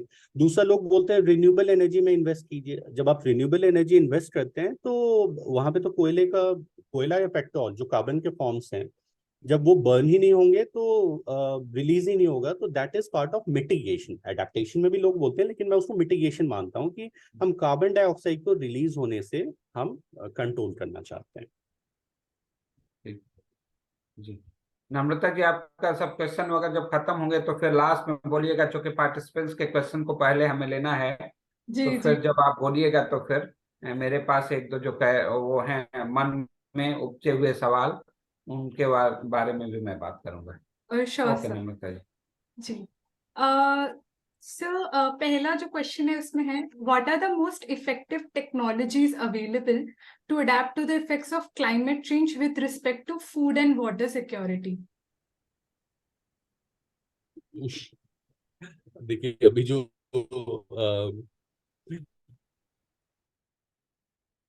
थ्योरेटिकल तो बहुत सारे आंसर्स हो सकते हैं, लेकिन अगर प्रैक्टिकली पूछिए तो वाटर सिक्योरिटी के प्रॉब्लम को सॉल्व करना है, क्लाइमेट चेंज के प्रॉब्लम को सॉल्व करना है, there is no other way rather than to focus on millet cultivation. आने वाले टाइम में इवन जो ये गवर्नमेंट का मिनिमम सपोर्ट प्रोग्राम है, एमएसपी जो है राइस, व्हीट और शुगर केन के लिए, इसको चेंज करके अगर ज्वार बाजरा मिलेट्स पे किया जाए तो इससे अच्छा कुछ भी नहीं हो सकता। एक्चुअली इंडिया का क्लाइमेट व्हीट के लिए तो बना ही नहीं है, पता नहीं हमने ग्रीन रेवोल्यूशन में व्हीट पे इतना फोकस क्यों किया। इंडिया का जो क्लाइमेट है that is typical climate for rice cultivation. आप देखिए ना, व्हीट का जो कल्टिवेशन होता है वो ठंड के टाइम में होता है। इंडिया में ज्यादा ठंड होती ही नहीं है, ठंड होती है यूरोप में, इसीलिए यूरोप में आपको व्हीट मिलेगा, राइस नहीं मिलेगा। इंडिया में क्योंकि गंगा, सिंधु नदी, ब्रह्मपुत्र हमेशा से थी, तो पानी की कमी थी नहीं, हमने rice cultivation through the ages किया है। तो अब यहाँ से निकल के हम अगर अभी से अडेप्ट हो जाए मिलेट कल्टीवेशन पे, तो वो फूड और वाटर सिक्योरिटी दोनों के लिए हेल्पफुल हो, जो शायद गवर्नमेंट ने समझा भी हो, इतना फोकस किया है मिलेट कल्टीवेशन पे। Right, sir. Thank you for answering the first question. Sir, next question है, direct air carbon capture. Is this effective only in high polluted cities or environment? At what percentage of CO2?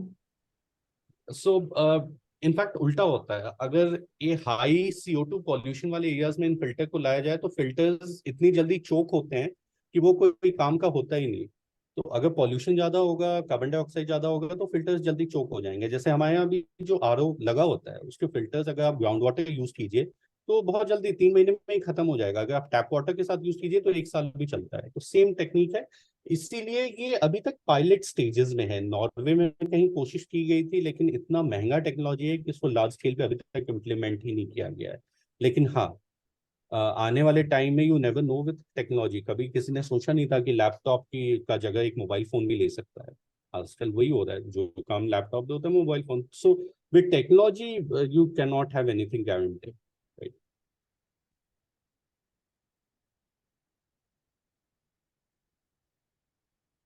Mute है नम्रता, unmute कर लीजिए। Sorry. Sir, the next question, I think I don't know, it could be a bit complicated. What role do insurance and financial mechanisms play in supporting climate change adaptation efforts? And what are some innovative approaches in this area? देखिए बड़ा dicey question है, जहाँ पे finance की बात होती है सब भाग जाते हैं। प्रॉब्लम क्या है कि देखिए एक एग्जांपल है, एग्जांपल उड़ीसा का ही है। एक गांव हुआ करता था जो ऑलरेडी मैंने बताया था, Orissa is losing 5 kilometres of land every year.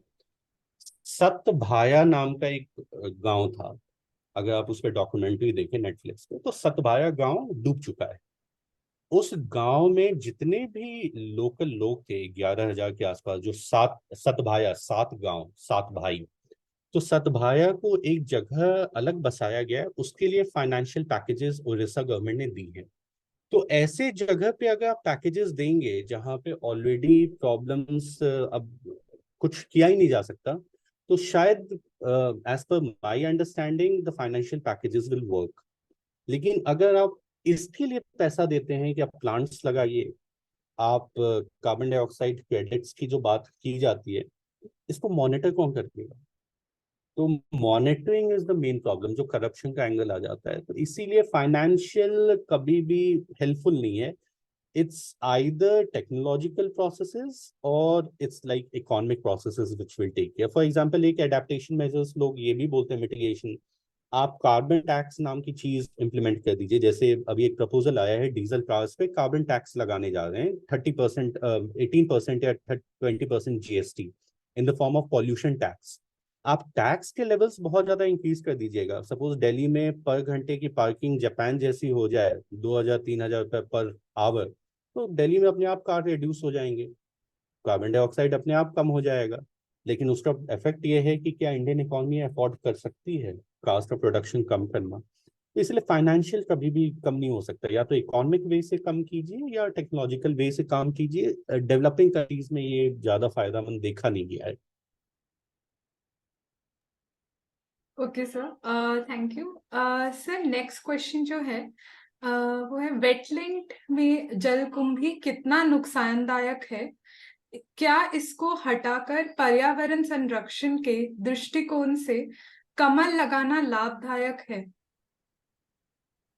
कमल क्या, कोई भी पौधा लगाइए एक्सेप्ट जलकुंभी भी जो होते हैं वो ब्लू ग्रीन एल्गी होती हैं। Blue green algae actually wetland को खत्म कर देता है, ये हमने गांव में देखा है, जो लोग गांव से आते हैं।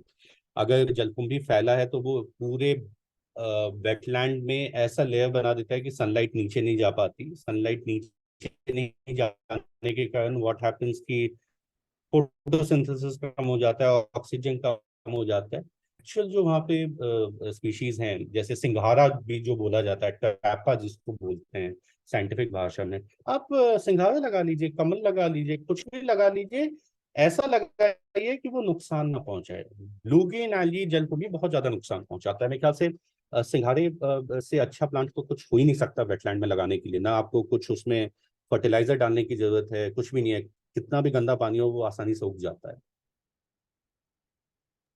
Right, right, sir.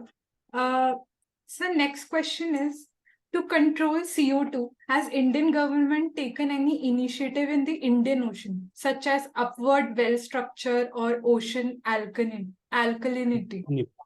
मुझे लगता है कि ऐसा कोई इनिशिएटिव अभी तक लिया नहीं गया है। National action plan for climate change है, अगर उसके डिटेल में आप जाएंगे, वो ज्यादातर रिन्यूएबल एनर्जी पे फोकस करते हैं।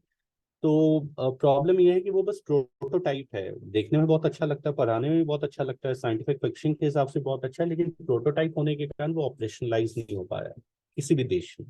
तो अभी तक मेरे हिसाब से गवर्नमेंट ऑफ इंडिया ने कुछ ऐसा इनिशिएटिव लिया नहीं है।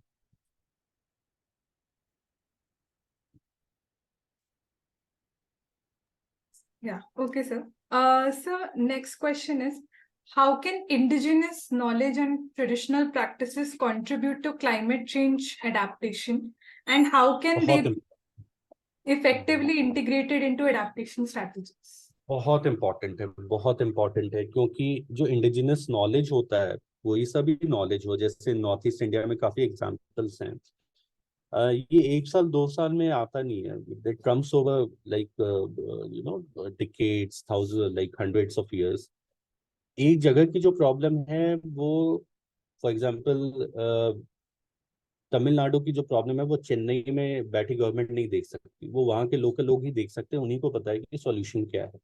तो इंडिजिनस नॉलेज को अगर प्रमोट किया जाए as part of water conservation, climate change adaptation में ज्यादा हेल्पफुल नहीं होगा। लेकिन जो मैंने एंड में बात बोली कि फूड सिक्योरिटी और वाटर सिक्योरिटी, दो चीजों को कंट्रोल कर लीजिए, आप क्लाइमेट चेंज अपने आप अडेप्ट कर लीजिएगा। उस हिसाब से बहुत अच्छा है। जैसे फॉर एग्जांपल आप उत्तराखंड में जाएंगे, जब हम पीएचडी में जाते थे, 120 वैरायटीज ऑफ राजमा उत्तराखंड में ही मिलता है। बासमती, दून बासमती जिसको हम दिल्ली में जानते हैं, अब दून बासमती में या उस राजमे की वैरायटी में उतना पानी का यूज होता ही नहीं जितना नॉर्मल बासमती में यूज होता है। तो अगर ऐसी चीजों को हम कल्टीवेट करेंगे तो इकोनॉमिक बेनिफिट भी है, और इसका क्लाइमेट के लिए तो बेनिफिट है ही है। तो इसीलिए ट्रेडिशनल नॉलेज से अच्छा, इंडिजिनस नॉलेज से अच्छा कुछ भी नहीं है। इनफैक्ट कोविड के बाद तो मुझे लगने लग गया कि हेल्थ बेनिफिट में भी ट्रेडिशनल नॉलेज से अच्छा कुछ भी नहीं है। Right. And आजकल इस पे काफी सारा डिस्कशन भी हो रहा है, स्पेशली ये रिगार्डिंग। होना भी चाहिए। जब तक डिस्कशन नहीं होगा तब तक लोगों के सामने आएगा ही नहीं। तो instead of investing in these techniques like ocean of belling और ये मैक्रो एल्गी ले जाके लगा दो, अगर कुछ हमारे पास लोकल वैरायटी प्लांट्स की ऐसी हैं जिनको पानी की ज्यादा जरूरत ही नहीं है, तो उससे अच्छा क्या हो सकता है। जी सर। सर नेक्स्ट जो क्वेश्चन है वो है, what kind of plants should be grown for water purification of sea water? Of which water? Sea water. अरे बाबा, ये बड़ा डिफिकल्ट क्वेश्चन है। ये मुझे आंसर नहीं पता। सी वाटर का, सी में एक्चुअली ज्यादा प्लांट्स, इसलिए ट्रेडिशनल प्लांट जो हम जानते हैं वो उग नहीं सकते हैं क्योंकि नमक होता है। Because of the presence of salt no plants can survive except the mangroves. तो मैंग्रोव में जैसे सुंदरी प्लांट है मैंग्रोव्स में, जिसके नाम पे सुंदरबंस है। So Sundarban is actually named after a tree which is found quite lot over there, sundari tree. तो वैसे प्लांट्स अगर लगाए तो, लेकिन मैंग्रोव्स को भी फ्रेश वाटर चाहिए, कंप्लीटली सलाइन वाटर में वो सर्वाइव नहीं कर सकते, इसीलिए this will be a difficult question to answer.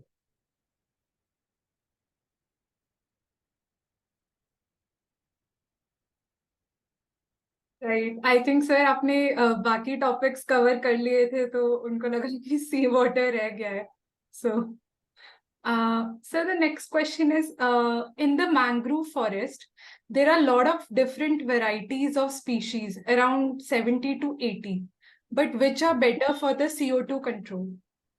Again, I will not be able to answer that question. Because Okay, in sir. Particular, हाँ, इन पर्टिकुलर कौन सा स्पीशीज है ये तो कोई आपको बॉटनिस्ट या टैक्सोनॉमिस्ट से बता पाएगा। Okay, sir. So next question is, Miyawaki method is using species of trees that could occur naturally in that area and that work together to create a diverse, multi-layered forest community. This creates a resilient and thriving forest ecosystem with species that complement each other, restoring. In fact Miyawaki method जो है उसमें इतना scientific है, again it's kind of a traditional method, इतना scientific है कि solar radiation किस angle पे कौन से स्पीशीज कौन से लेयर पे आना चाहिए ये तक उन्होंने कैलकुलेट कर रखा है थ्रू इंडिजिनस नॉलेज। तो in fact that can also be one of the ways of solving this problem. So again the same point of indigenous knowledge, तो मियावाकी जैसी चीजें जो हैं that is very, very effective in this thing, climate change mitigation and adaptation. Right, sir. And I think sir, काफी NGOs इस पे they are working on Miyawaki forest method. Natural है ना, तो नेचुरल के साथ हमेशा ये एडवांटेज है कि इसमें कॉस्ट नहीं ज्यादा लगेगा। इट कैन बी, क्योंकि वो इंडिजिनस है तो उसको आसानी से सोसाइटी भी एक्सेप्ट कर लेगी। बट चैलेंज ये है कि उनका बड़ा स्लो होता है। जिस हिसाब से हमने कार्बन डाइऑक्साइड 1850 के बाद रिलीज किया हुआ है, अगर जल्दी से कुछ नहीं किया गया तो अनफॉर्चुनेटली ये सब ना रेट इनका इतना कम है कार्बन डाइऑक्साइड सिक्वेस्टर करने का कि बड़ा मुश्किल है। जैसे एक चीज जो मैं बताना भूल गया प्रेजेंटेशन में, वो है कि आप किसी भी देश को देखेंगे तो they always talk about being carbon neutral. वो कभी ये नहीं बोलेंगे जीरो एमिशन, वो बोलेंगे कार्बन न्यूट्रल। कार्बन न्यूट्रल का मतलब क्या होता है, जितना कार्बन डाइऑक्साइड एमिट किया उतना वापस एब्सॉर्ब करवा दिया, या तो सॉइल में या फॉरेस्ट में या ओशन में। तो nobody says that we will switch totally to renewable energy. They say that our electricity sector, electricity power generation sector would be carbon neutral by the year 2050. IPCC ये बोलता है कि अगर 1.5 डिग्री सेंटीग्रेड पे जो Paris agreement का mandate था, अगर उस पे कंट्रोल करना है तो हमें 2050 तक 90% कार्बन डाइऑक्साइड एमिशन कम करने पड़ेंगे, जो कोई भी देश तैयार नहीं है। ऑब्वियसली हो भी नहीं सकता बिकॉज इकोनॉमी की अपनी लिमिटेशंस है with the current economic model. तो इसीलिए we have to look for these rapid sequestration of carbon dioxide, जो किसी टेक्नोलॉजिकल थिंग से ही हो सकता है। Nature based solutions won't be that much effective. Right.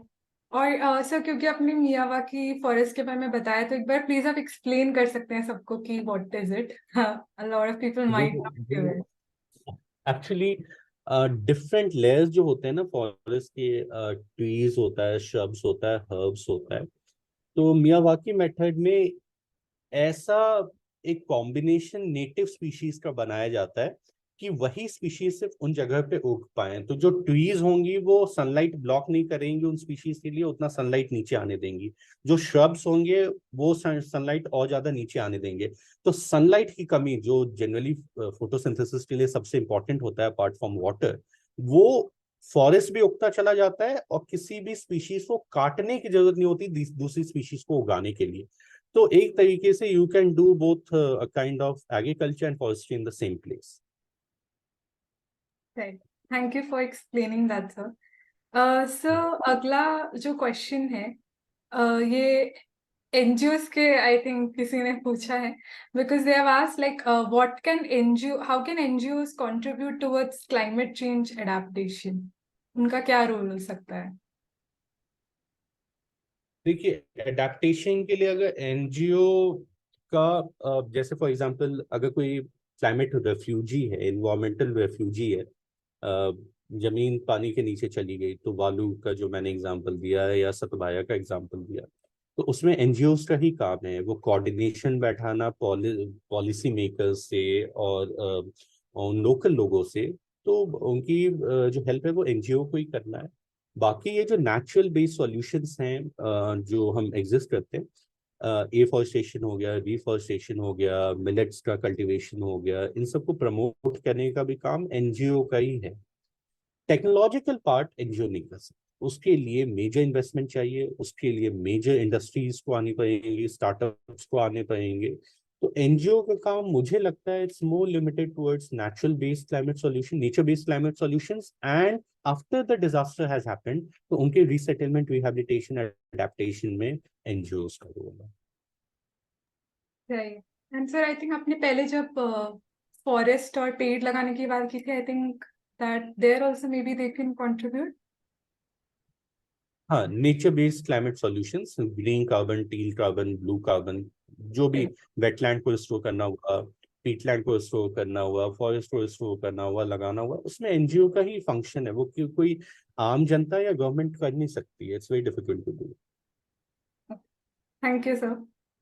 Sir I think आपने पहले अजीत सर ने आपसे पूछा था एडेप्टेशन और मिटिगेशन का क्या क्या मीनिंग है, आई थिंक राइट। तो किसी ने यही पूछा है कि इनके बीच में क्या इंटरलिंक और डिफरेंस है, अगर आप थोड़ा बताओ। बेसिकली जो भी टेक्नोलॉजीज एडेप्टेशन के लिए हैं वो मिटिगेशन के लिए भी होती है। अगर जो कोई टेक्नोलॉजी मिटिगेशन के लिए, जैसे रिन्यूएबल एनर्जी एक परफेक्ट एग्जांपल है, रिन्यूएबल एनर्जी मिटिगेशन में भी काम में आता है, एडेप्टेशन में भी काम में आता है। तो इसीलिए बायो एनर्जी मिटिगेशन में भी काम में आता है, एडेप्टेशन में भी काम में आता है। तो कुछ टेक्नोलॉजीज हैं जो कॉमन है।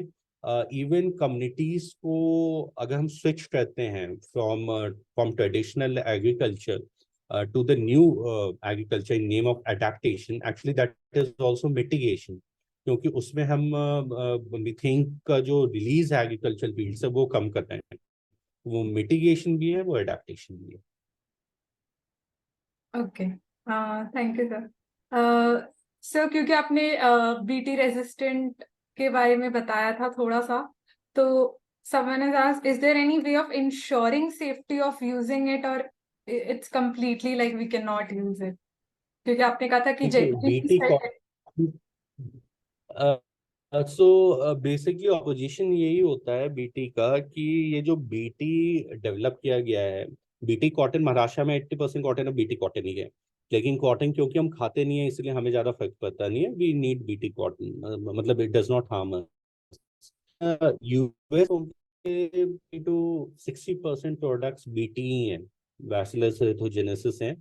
प्रॉब्लम बीटी कॉटन की एक और, बीटी वैरायटीज की एक और है कि ये टोटली जो डेवलप हुए हैं ये through major investments from the private sector हुए हैं। तो ऑब्वियसली इनका जो पेटेंट है वो प्राइवेट सेक्टर के पास है। अगर आप अपने एग्रीकल्चर को उस तरफ ले जाते हैं बीटी वैरायटीज की तरफ, so in fact you are pushing for privatization in the agricultural sector, so you will be held at the mercy of some multinational companies sitting in US और यूरोप, जो कि एक बहुत गलत चीज है। तो बीटी के वो चैलेंजेस जो हैं ह्यूमन ट्रायल्स के, वो उतने ज्यादा नहीं है इंडिया में, बिकॉज यूएस में ऑलरेडी 40 to 60% प्रोडक्ट्स बीटी के हैं। बीटी टोमेटो है, बीटी ब्रिंजल है। इंडिया में ये ज्यादा कंसर्न है कि प्राइवेटाइज हो जाएगा एग्रीकल्चर सेक्टर। सीड्स जो अभी बहुत सस्ते या फ्री में मिलती हैं, वो सीड्स आपको बीटी सीड परचेज करने के लिए मोनसेंटो के पास जाना पड़ेगा, जो उसके लिए मुंह मांगा कीमत जो प्राइवेट सेक्टर में होता है, वो चैलेंजिंग है। Okay sir. Sir, next question है, how can the agricultural sector adapt to changing climate conditions and ensure food millet security for vulnerable population? Millets millets के अलावा कोई ऑप्शन नहीं। हम भी जितना मिलेट्स खाएं उतना अच्छा है, बिकॉज अल्टीमेटली यही खाना है। Right, and I think they are being they're rightly being promoted as superfood. Yes yes yes. वो बोलते हैं ना, excess of anything is bad. ज्यादा चावल खा लें तो डायबिटीज हो जाता है, ज्यादा मिलेट्स भी खा लें वो भी एक बाद में प्रॉब्लम, बाद में पता चलेगी, अभी तो नहीं पता चलेगी, जब खाना शुरू करेंगे तब पता चलेगी। Good. अगला जो क्वेश्चन है, it is about, is direct seeding better than transplanting in rice? Rice के साथ आप ट्रांसप्लांट ही कर पाओगे इकोनॉमिकली। डायरेक्ट सीडिंग, राइस को ना पानी की जरूरत होती है, पानी में direct seeding will not be effective. दूसरे क्रॉप्स जो हैं वो हो सकता है डायरेक्ट सीडिंग काम कर जाए, लेकिन राइस में तो जब आप transplant, rice needs water, therefore if you see the cultivation of rice, it happens for like पूरा 1 महीना पानी के नीचे वो एग्रीकल्चरल फील्ड होता है। उसमें आप सीडिंग करोगे तो सीड वो जमेगा कैसे सॉइल में? सॉइल तो बहुत लूज है ना, इसीलिए I think transplanting is a better technique for rice cultivation rather than seeding. Next question is, क्योंकि आई थिंक एनजीओस का हो गया and you have answered it, but someone has asked about any individual contribution that can help or not. Individual contribution अगर ये बात 1990s में की जाती तो शायद मैटर करता, but I think in today's world ना, unless something is done at a global level, nothing will work out. That is my opinion. Because अगर हम इंडिविजुअली भी कंट्रीब्यूट करते हैं तो अगर कोई देश, चाइना या कोई और डेवलपिंग देश अफ्रीका का, अगर उतना एक्सेस कार्बन डाइऑक्साइड रिलीज कर देता है तो carbon dioxide is going in the atmosphere, climate change होगा ही होगा। It does not have any political boundaries carbon dioxide का। तो इंडिविजुअल लेवल्स पे कुछ भी प्रॉब्लम सॉल्व करना, अब the time has gone. But still मतलब होता ही है कि अगर सब लोग यही सोचेंगे कि प्लास्टिक को कंज्यूम ही क्यों बैन कर दिया जाए, प्रोडक्शन कंज्यूम ही नहीं किया तो कंजम्पशन की बात नहीं आएगी। तो सेम कार्बन डाइऑक्साइड के साथ ही है, तो जितना कर सकते हैं उतना तो मतलब अगेन चॉइस इतना डिफिकल्ट है कि आप कार नहीं रखेंगे, स्कूटर नहीं रखेंगे, you will switch to electric vehicles. Electric vehicles के साथ प्रॉब्लम ये है कि इलेक्ट्रिसिटी जो आ रही है वो 60% कोयले से ही आ रही है, थर्मल पावर स्टेशन से ही आ रही है। तो अल्टीमेटली आप दिल्ली का पॉल्यूशन लोड तो कम हो रहा है, कार्बन डाइऑक्साइड लेवल्स कम हो रहे हैं बिकॉज ऑफ इलेक्ट्रिक व्हीकल, लेकिन कहीं और उसके लिए ज्यादा कोयला जलाना हो रहा है because of which carbon dioxide तो वहां से भी रिलीज हो ही रहा है। तो this is what individual actions will not hold much of a meaning now. किसी ने पूछा है, is there hope that we will be able to address climate change before it is too late? With technology you never know. अगर कोई ऐसी technology, breakthrough technology आ जाए कि हम कुछ एक्सेस कार्बन डाइऑक्साइड को किसी कंटेनर में कैप्चर कर पाए, you never know, you never can take a chance with technology. Technology हर 2 साल में इतना चेंज होता है, इतना लीप बाउंड होता है, because nobody, I give you the example, nobody would have thought, मतलब एक मेजर नोकिया नाम की कंपनी अगर मार्केट से इसीलिए खत्म हो गई 5 साल 10 साल के अंदर में, because it was not able to adapt to that technology की। अब पूरा का पूरा कंप्यूटर मोबाइल फोन में है, स्मार्टफोन्स में है। सो you never know with technology. आज से 4 महीने पहले हमने अपनी यूनिवर्सिटी में नहीं सोचा था कि आर्टिफिशियल इंटेलिजेंस से बच्चे अपना पीपीटी और असाइनमेंट्स बना रहे होंगे 5 मिनट के अंदर में। So we have to with AI, इतना बड़ा चैलेंज है टीचर्स के लिए। So you never know with technology. Right, अगर हम उसको rightfully यूज करें तो then it has a lot of scope for it. Right, so ऐसे ये थोड़ा बड़ा सवाल है तो मैं उसको थोड़ा कंसाइज में बोलूंगी। तो मैंग्रोव कल्टीवेशन के बारे में जो आपने बताया था, वो प्रीवियस रिसोर्स पर्संस ने भी काफी बार इस बात को बताया है। So they want to know कि ये कितना कॉस्ट इफेक्टिव है to implement this, like about this. Mangroves को लगाना है, रीस्टोर करना? I think both they mean. Restore Yeah. अगर अगर अगर अगर इसको फाइनेंशियल इंसेंटिव से लिंक किया जाए ना, for example we have a system of carbon credits. For example अगर कोई कंपनी अपने कार्बन डाइऑक्साइड एमिशन को कम करने के लिए इन फार्मर्स को बोलती है कि आप इतने पौधे लगा दो मैंग्रोव्स में, then it will work out. लेकिन for government to do that उतना फाइनेंशियल इंसेंटिव है ही नहीं लोकल फार्मर्स को कि वो क्यों लगाएंगे पौधे, why will they plant trees over there, right? So unless someone is sponsoring them as a part of philanthropy, as a part of economic instruments such as carbon credits, I don't think it's on the part of the government or individual to finance that.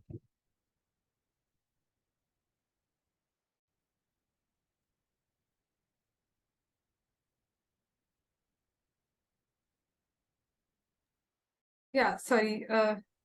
Yeah, next question. It's on how do sustainable land management practices affect ecosystem services and biodiversity? Ecosystem services, biodiversity, land management, actually, जैसे नाम है ना sustainable land management, तो sustainable है तो that will contribute to ecosystem services. For example ecosystem services का बस ये होता है कि बेनिफिट क्या मिलता है, तो अगर आप उसको साफ पानी है कि नहीं, साफ हवा है कि नहीं, आपका ग्राउंड वाटर रिचार्ज हो रहा है कि नहीं, all of these soil erosion control हो रहा है कि नहीं, all of these are ecosystem services. तो अगर लैंड मैनेजमेंट सस्टेनेबल है तो obviously they will contribute to increase of ecosystem services and increase of biodiversity value, both of them. Okay, sir. Sir, next question is how can urban planning and design be leveraged to create low carbon cities and promote sustainable lifestyles? It can be important. Urban design can be important. For example, nature-based solutions जो हैं, in that part, for example, अगर आपके highways हैं वहाँ पे पौधे लगे हुए हैं जो दिल्ली में हम अक्सर देखते भी हैं, रोडवेज के आसपास हैं, तो अगर उस हिसाब से डिजाइन किया जाए obviously it will help in this thing. Also if the buildings are planned in such a manner, कोई ऐसी पॉलिसी बनाई जाए जो सस्टेनेबल आर्किटेक्चर पॉलिसी जिसको बोलते हैं, सस्टेनेबल सिटी प्लानिंग बोलते हैं, so it can also help a great deal in combating climate change, that's for sure. In fact, Nordic countries, Norway में बहुत ऐसे एग्जांपल्स हमें देखने को मिलते हैं सिटी प्लानिंग, सस्टेनेबल आर्किटेक्चर से, कॉन्सेप्ट वहीं से आया है, नॉर्डिक कंट्रीज से ही आया है। Right. Sir, next question है, it is about like you have already shared some of the examples, but I mean the participant wants to know that could you also share some more successful case studies or example of community or country that has adopted, has come up with some better adaptation strategy? North east India में not as a result of climate change, actually climate change के जो वही negative ecosystem services है वहाँ पे कुछ examples हैं। In fact small island nation जो मालदीव्स हैं वहाँ पे भी एग्जांपल हैं। तो दूसरे देशों के एग्जांपल तो हैं हमारे पास अपने नॉर्थ ईस्ट इंडिया के भी है, बट मतलब उसके लिए एक और प्रेजेंटेशन देना पड़ेगा अजीत सर को to just about case studies. Right. Sir, next question है कि how can international cooperation and collaboration enhance global adaptation efforts and वही achieve emission? उसी से होगा, उसके बगैर नहीं होगा। जब ओजोन लेयर प्रॉब्लम को सॉल्व करना था तो मॉन्ट्रियल प्रोटोकॉल इंप्लीमेंट किया गया, सभी देशों ने फॉलो इसीलिए किया बिकॉज जो अल्ट्रावायलेट रेडिएशंस के इफेक्ट होते हैं स्किन कैंसर वगैरह के, वो हमें 2035 तक ही देखने को मिल जाते हैं, 2035 2050। तो सभी लोग अलार्म्ड हो गए 1989 में, उन्होंने मॉन्ट्रियल को इम्प्लीमेंट कर दिया, सब टारगेट्स भी अचीव कर लिए। ग्लोबल वार्मिंग के साथ प्रॉब्लम क्या है कि जो इफेक्ट्स होंगे वो 200 साल बाद 150 साल बाद मेजर इफेक्ट्स देखने को पता चलेंगे, माइनर इफेक्ट्स तो हम अभी भी झेल रहे हैं, राइट? So government all over the world are thinking कि इट्स नॉट देयर रिस्पांसिबिलिटी। उस समय जो जनरेशन आएगी वो समझे, हो सकता है तब तक कोई टेक्नोलॉजी ऐसी आ जाए that is able to contain that problem.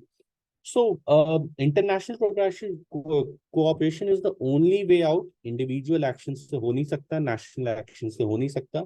जब तक ये लीगल पैक्ट नहीं बनेगा, for all the nations, 200 nations, कि कार्बन डाइऑक्साइड लेवल्स को इतने लेवल पे लाना है, प्री इंडस्ट्री लेवल पे लाना है, तब तक कुछ नहीं होगा। क्योटो में फेल हो चुके हैं, अर्थ समिट में फेल हो चुके हैं, पेरिस में फेल हो चुके हैं, 3 एग्रीमेंट्स में फेल हो चुके हैं, आगे गॉड नोस।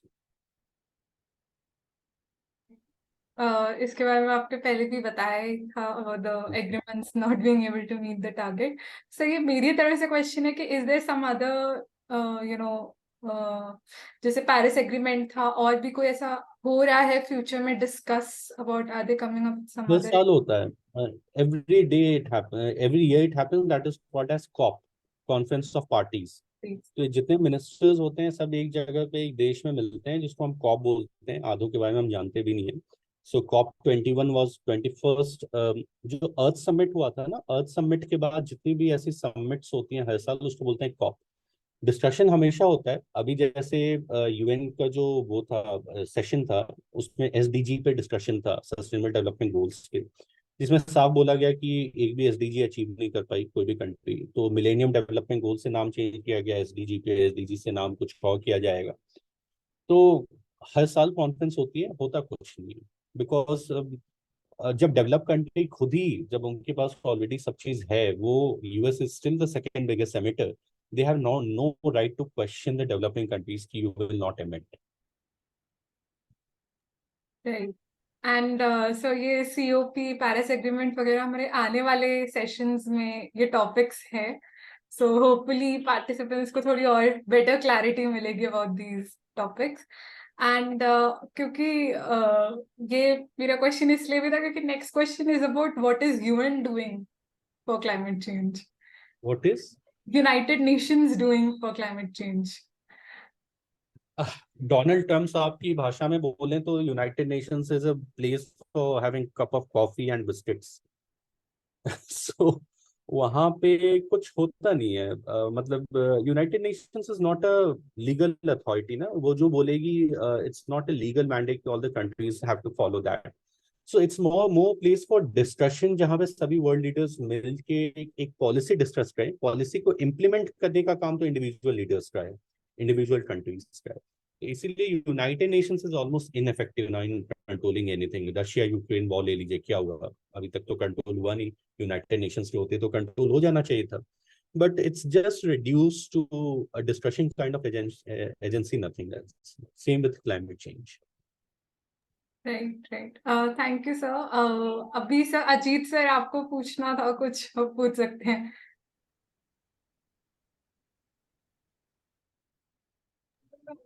एक मेरा क्वेश्चन ये था मनीष सर, ये शायद जी थोड़ा सेशन से हट के भी है, जी लेकिन चूंकि ये बार बार जिज्ञासा आती रहती है, और आज बहुत सारे स्लाइड्स हमने देखे हैं पानी से रिलेटेड, समुद्र में जितने भी नेचुरल के अलावा जो भी आपने वो सब एडॉप्टेशन मेथड्स दिखाए, सारे वाटर से रिलेटेड दिखाए। हालांकि मेरा तो एक ये लग रहा था कि नेचुरल के अलावा जितने आपने एडॉप्टेशन के मेथड्स दिखाए, शायद वो इंडिविजुअल और छोटे छोटे कम्युनिटी लेवल के शायद नहीं हैं, वो गवर्नमेंट और इसी लेवल के हैं।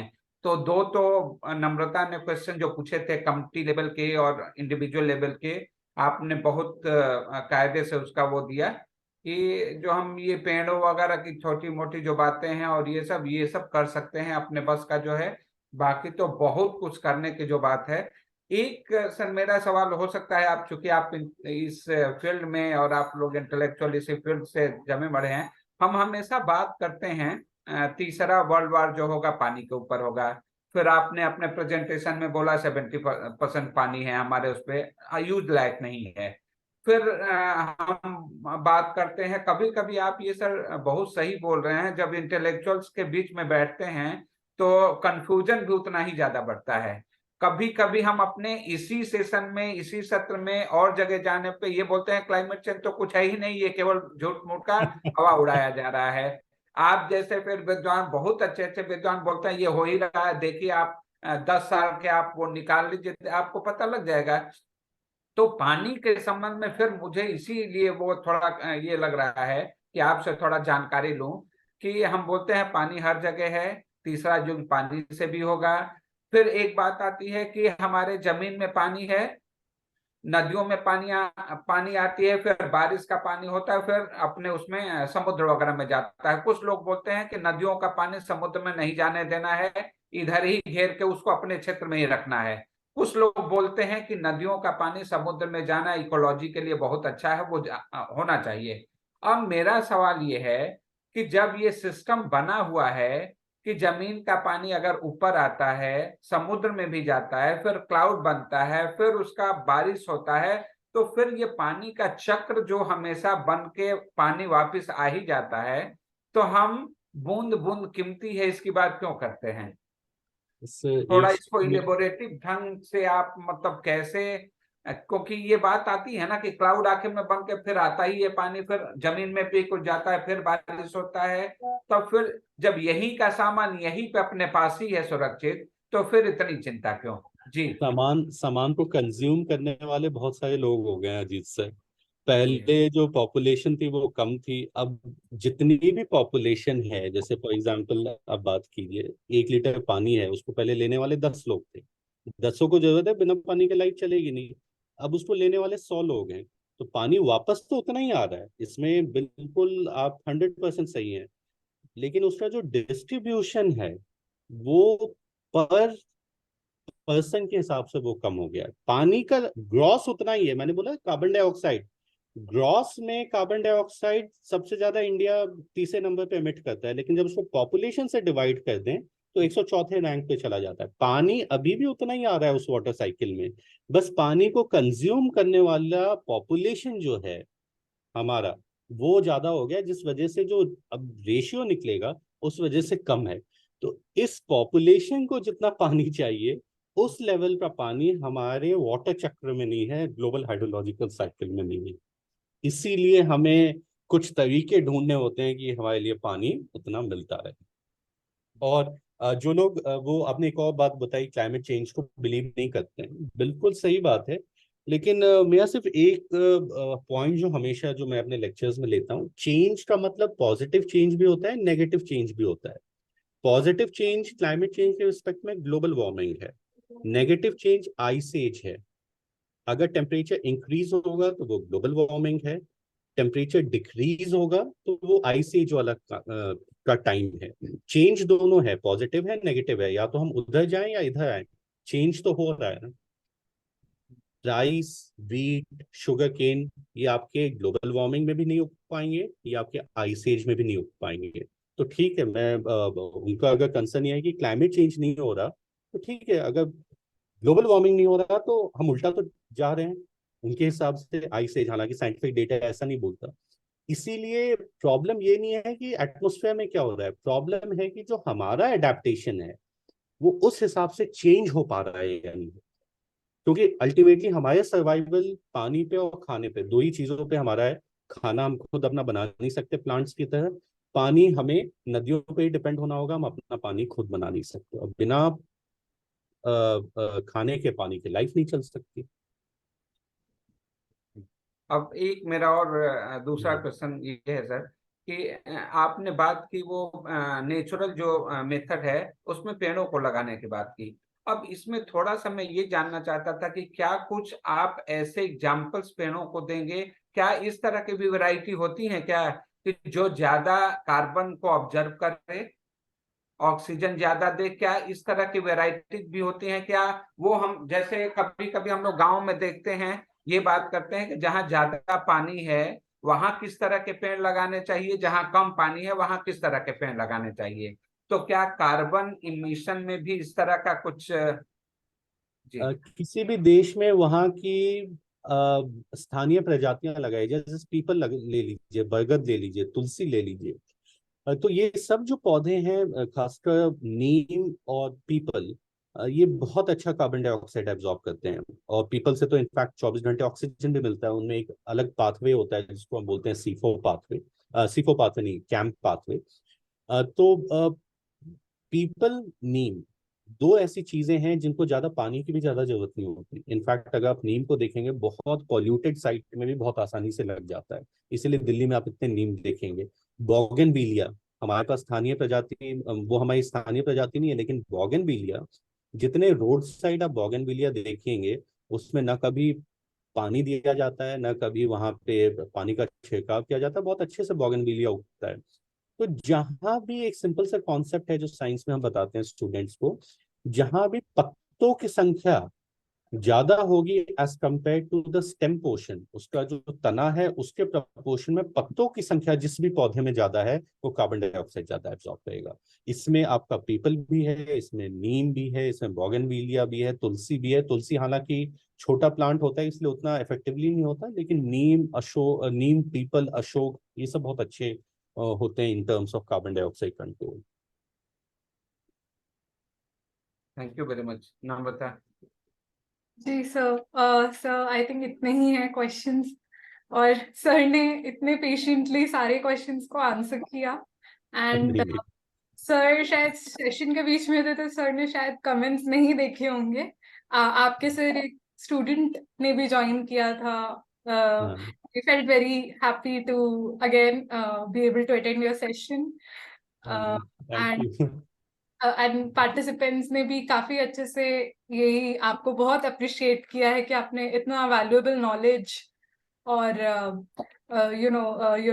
like the session was very informative and everything, so thank you so much sir for sparing a precious time for our participants and sharing such valuable informative things with all of us. और hopefully हम इसको समझेंगे and empower होंगे to do something, maybe to contribute something.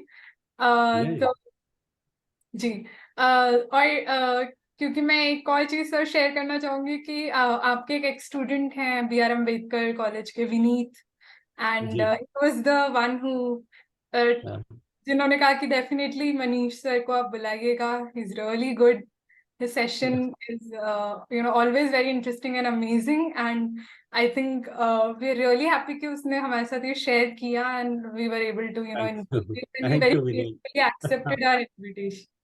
नहीं नहीं ma'am, बिल्कुल खासकर जैसे ऐसे इनिशिएटिव्स होते हैं ये बहुत इंपॉर्टेंट होते हैं। जनरली स्कूल कॉलेजेस में तो हम बात करते हैं, बट कितने बच्चे होते हैं हमारे पास? मुश्किल से 70 बच्चे हैं 3 साल में ओपी जिंदल में। जब तक आप ऐसे नेटवर्किंग, ऐसे इंस्टीट्यूशंस के साथ आप बात नहीं कीजिएगा, वो लार्जर पिक्चर लोगों को नहीं मिल पाता। तो जो भी जैसे 50-60 लोगों तक ही मेरी मैसेज आज जो पहुंचा होगा, शायद वो मेरे लिए बहुत इंपॉर्टेंट है। इसलिए कभी भी ऐसे इनिशिएटिव्स आते हैं मैं मना नहीं करता। इसलिए मैं अजीत सर को बोला हूं एक दिन आपके इंस्टीट्यूट में आके बिल्कुल जी जी जी। आप पर्सनली मिलूंगा जिस दिन भी सोनीपत से दिल्ली आया मैं। अच्छा सर, मैं एक चीज ये थोड़ा दिमाग में आ रहा था, जैसे हमने जेएनयू के भी एक एस मुखर्जी सर को वहां पे, तो एक दिन उनसे बात हो रही थी, तो वो बोल रहे थे कि हम अपना जो पढ़ाई अपने यहाँ इंस्टीट्यूट में करते हैं तो मोस्टली ये बात करते हैं, बात करें तो जैसे रेन वाटर हार्वेस्टिंग की बात थी, कार्बन इमिशन की बात थी, और ये सब तो सारे चीजों को उन्होंने अपने कैंपस में ही इसके लिए अलग अलग उनके डिपार्टमेंट के लोग और सारे, तो क्या मतलब आपकी यूनिवर्सिटी तो अपने आप में भी एक बहुत जबरदस्त यूनिवर्सिटी है, तो इस तरह क्या क्या अपने कैंपस में या कुछ कहीं या किसी रूप में कुछ अवेयर वगैरह या कुछ करने का कभी हुआ है तो क्या सर? थैंकफुली अजीत से इसमें क्या हुआ कि जब ये यूनिवर्सिटी बनी, नवीन जंदल साहब ने जब 1500 करोड़ रुपए का वो एक अनुदान दिया था यूनिवर्सिटी बनाने का, तो उस समय जो आर्किटेक्चरल डिजाइन टीम थी उन्होंने ऐसा इंश्योर किया कि ये सब problems right at the start ही खत्म हो जाए। फॉर एग्जांपल जो हमारे यहाँ पौधों में पानी होता है, 100 एकड़ का कैंपस है जिसमें से 30 एकर्स में हमारा बिल्डिंग है, 70 एकर्स फ्री है, फुटबॉल फील्ड है वो सब। तो वहां पे जो पौधों को पानी दिया जाता है, फॉर एग्जाम्पल वो फ्रेश वाटर नहीं होता, वो जो टॉयलेट से सीवर से पानी जो निकला हुआ है, तो हमारा अपना वेस्ट वाटर ट्रीटमेंट प्लांट लगा हुआ है ओपी जिंदल में, और उस वेस्ट वाटर ट्रीटमेंट प्लांट से जो रिसाइकिल्ड वाटर होता है उसको हम यूज करते हैं। तो अप्रोक्सीमेटली लाखों लीटर का पानी हम 70 एकड़ कैंपस में डेली पानी पानी देने का मतलब है आप कितना फ्रेश वाटर यूज कर रहे हैं, तो उसको हमने यूज किया हुआ है। दूसरा कि जो टेक्निक यहाँ पे है कि हमने टोटली पेपरलेस सिस्टम किया हुआ है। तो कुछ भी जैसे कोई भी ऑफिशियल डॉक्यूमेंट्स भी हैं उसमें पेपर का यूज नहीं होता, वो सारा ईमेल पे चलता है, सारा हमारा एक प्लेटफॉर्म बना हुआ है, टाउ प्लेटफॉर्म, उसी में सभी चीजें चलती है। एक तरह से ये भी हेल्पफुल है कि प्राइवेट यूनिवर्सिटी है तो कभी गवर्नमेंट को कुछ भेजने की जरूरत नहीं पड़ती, जो भी भेजना होता है हम आपस में ईमेल में वो कर सकते हैं, तो कोई कंप्लायंस वगैरह की प्रॉब्लम नहीं है। तीसरा इनिशिएटिव जो ये है कि जो हमारे यहाँ लाइट्स लगे हुए हैं, अब वो सब जो है ना, तो वो आजकल आपने देखा होगा, आजकल घरों में भी लोग लगाने लग गए हैं कि जैसे आप चल के आएंगे वो लाइट ऑन हो जाएगी, फिर अगर कोई होगा सेंसर नहीं तो वाले मैंने सीढ़ी पे हाँ पूरे लगा रखे हैं वही से, हाँ, तो जैसे ऐसे कोई आया में जला जी। बिल्कुल, तो सोचिए कितना लाइट एनर्जी, और यूनिवर्सिटी में 100 एकड़ के कैंपस में अगर आप ऐसा करें, तो आर्किटेक्चरल डिजाइन टीम ने ऑलरेडी ये सब हमारे लिए इंश्योर किया हुआ था। तो रेन वाटर हार्वेस्टिंग इन सब की हमें पास जरूरत पड़ी नहीं, क्योंकि ऑलरेडी जब ये यूनिवर्सिटी बन रही थी 12 साल पहले, उसी समय ये सब चीजें इंप्लीमेंट हो गई थी। तो एक बार जब कोई चीज बन जाती है उसके बाद वहां पे चेंजेस लाना मुश्किल होता है। थैंकफुली वो सब ऑलरेडी हो चुका था ओपी जिंदल में जब ये यूनिवर्सिटी बन रही थी। सर ये जो पेपरलेस की अगर हम बात करते हैं तो पेपरलेस से क्या मतलब, एक भी पेपर कहीं किसी काम के लिए कुछ, भी नहीं, कुछ भी तो नहीं। इसका इवन जो मतलब पेपर का रिम भी नहीं खरीदा जाता होगा। पेपर का रिम सर सिर्फ क्वेश्चन पेपर के समय, जब आंसर शीट्स के समय, बस वहां पे मुझे पेपर दिखता है ओपी जिंदल में। बाकी इवन जो हम क्लासेस लेते हैं बच्चों की, अटेंडेंस वगैरह सबका ऐप बना हुआ है। जो किताबें हम उनको देते हैं वो सब हमने ई बुक के फॉर्म में देना शुरू किया हुआ है, पीपीटी के फॉर्म में देना शुरू किया हुआ है। तो इसीलिए पेपर आपको सिर्फ एग्जामिनेशन पॉइंट ऑफ टाइम पे दिखेगा जब वो आंसर लिखते हैं। उसको भी फिर हम ऐसा नहीं करते कि मतलब जनरली हम जो पॉलिसी है वो तो ये है कि 5 साल तक हम कुछ पेपर स्टोर करते हैं, उसके बाद उसको रिसाइकिल करके उसके जो फैंसी डायरी वगैरह बनानी होती है जो गेस्ट को देते हैं, फिर उसको उसमें भी यूज कर लिया जाता है। पेपर रिसाइकलिंग यूनिट बनी हुई है हमारे बच्चे तो नोटपैड पे लिखते होंगे ना सर लेक्चर यहाँ। के नहीं, दौरान। लैपटॉप पे। लैपटॉप और टैबलेट का जमाना आ गया सर, तो नोटपैड आपको मिलेगा नहीं। इनफैक्ट जब हमारे साइंस के प्रैक्टिकल्स होते हैं तो बच्चों को बड़ी मुश्किल होती है, लिखने का आदत खत्म हो गया, और प्रैक्टिकल रिकॉर्ड तो आपको बनाने पड़ेंगे। तो प्रैक्टिकल रिकॉर्ड बनाने के लिए बच्चों को बहुत ये पुश करना पड़ता है कि हम ई रिकॉर्ड्स नहीं लेते, क्योंकि वो पार्ट ऑफ एग्जामिनेशन होता है प्रैक्टिकल रिकॉर्ड, तो इसीलिए वहां पे भी पेपर का यूज होता है। बट क्लासरूम के अंदर जनरली टैबलेट, लैपटॉप यही अलाउड है।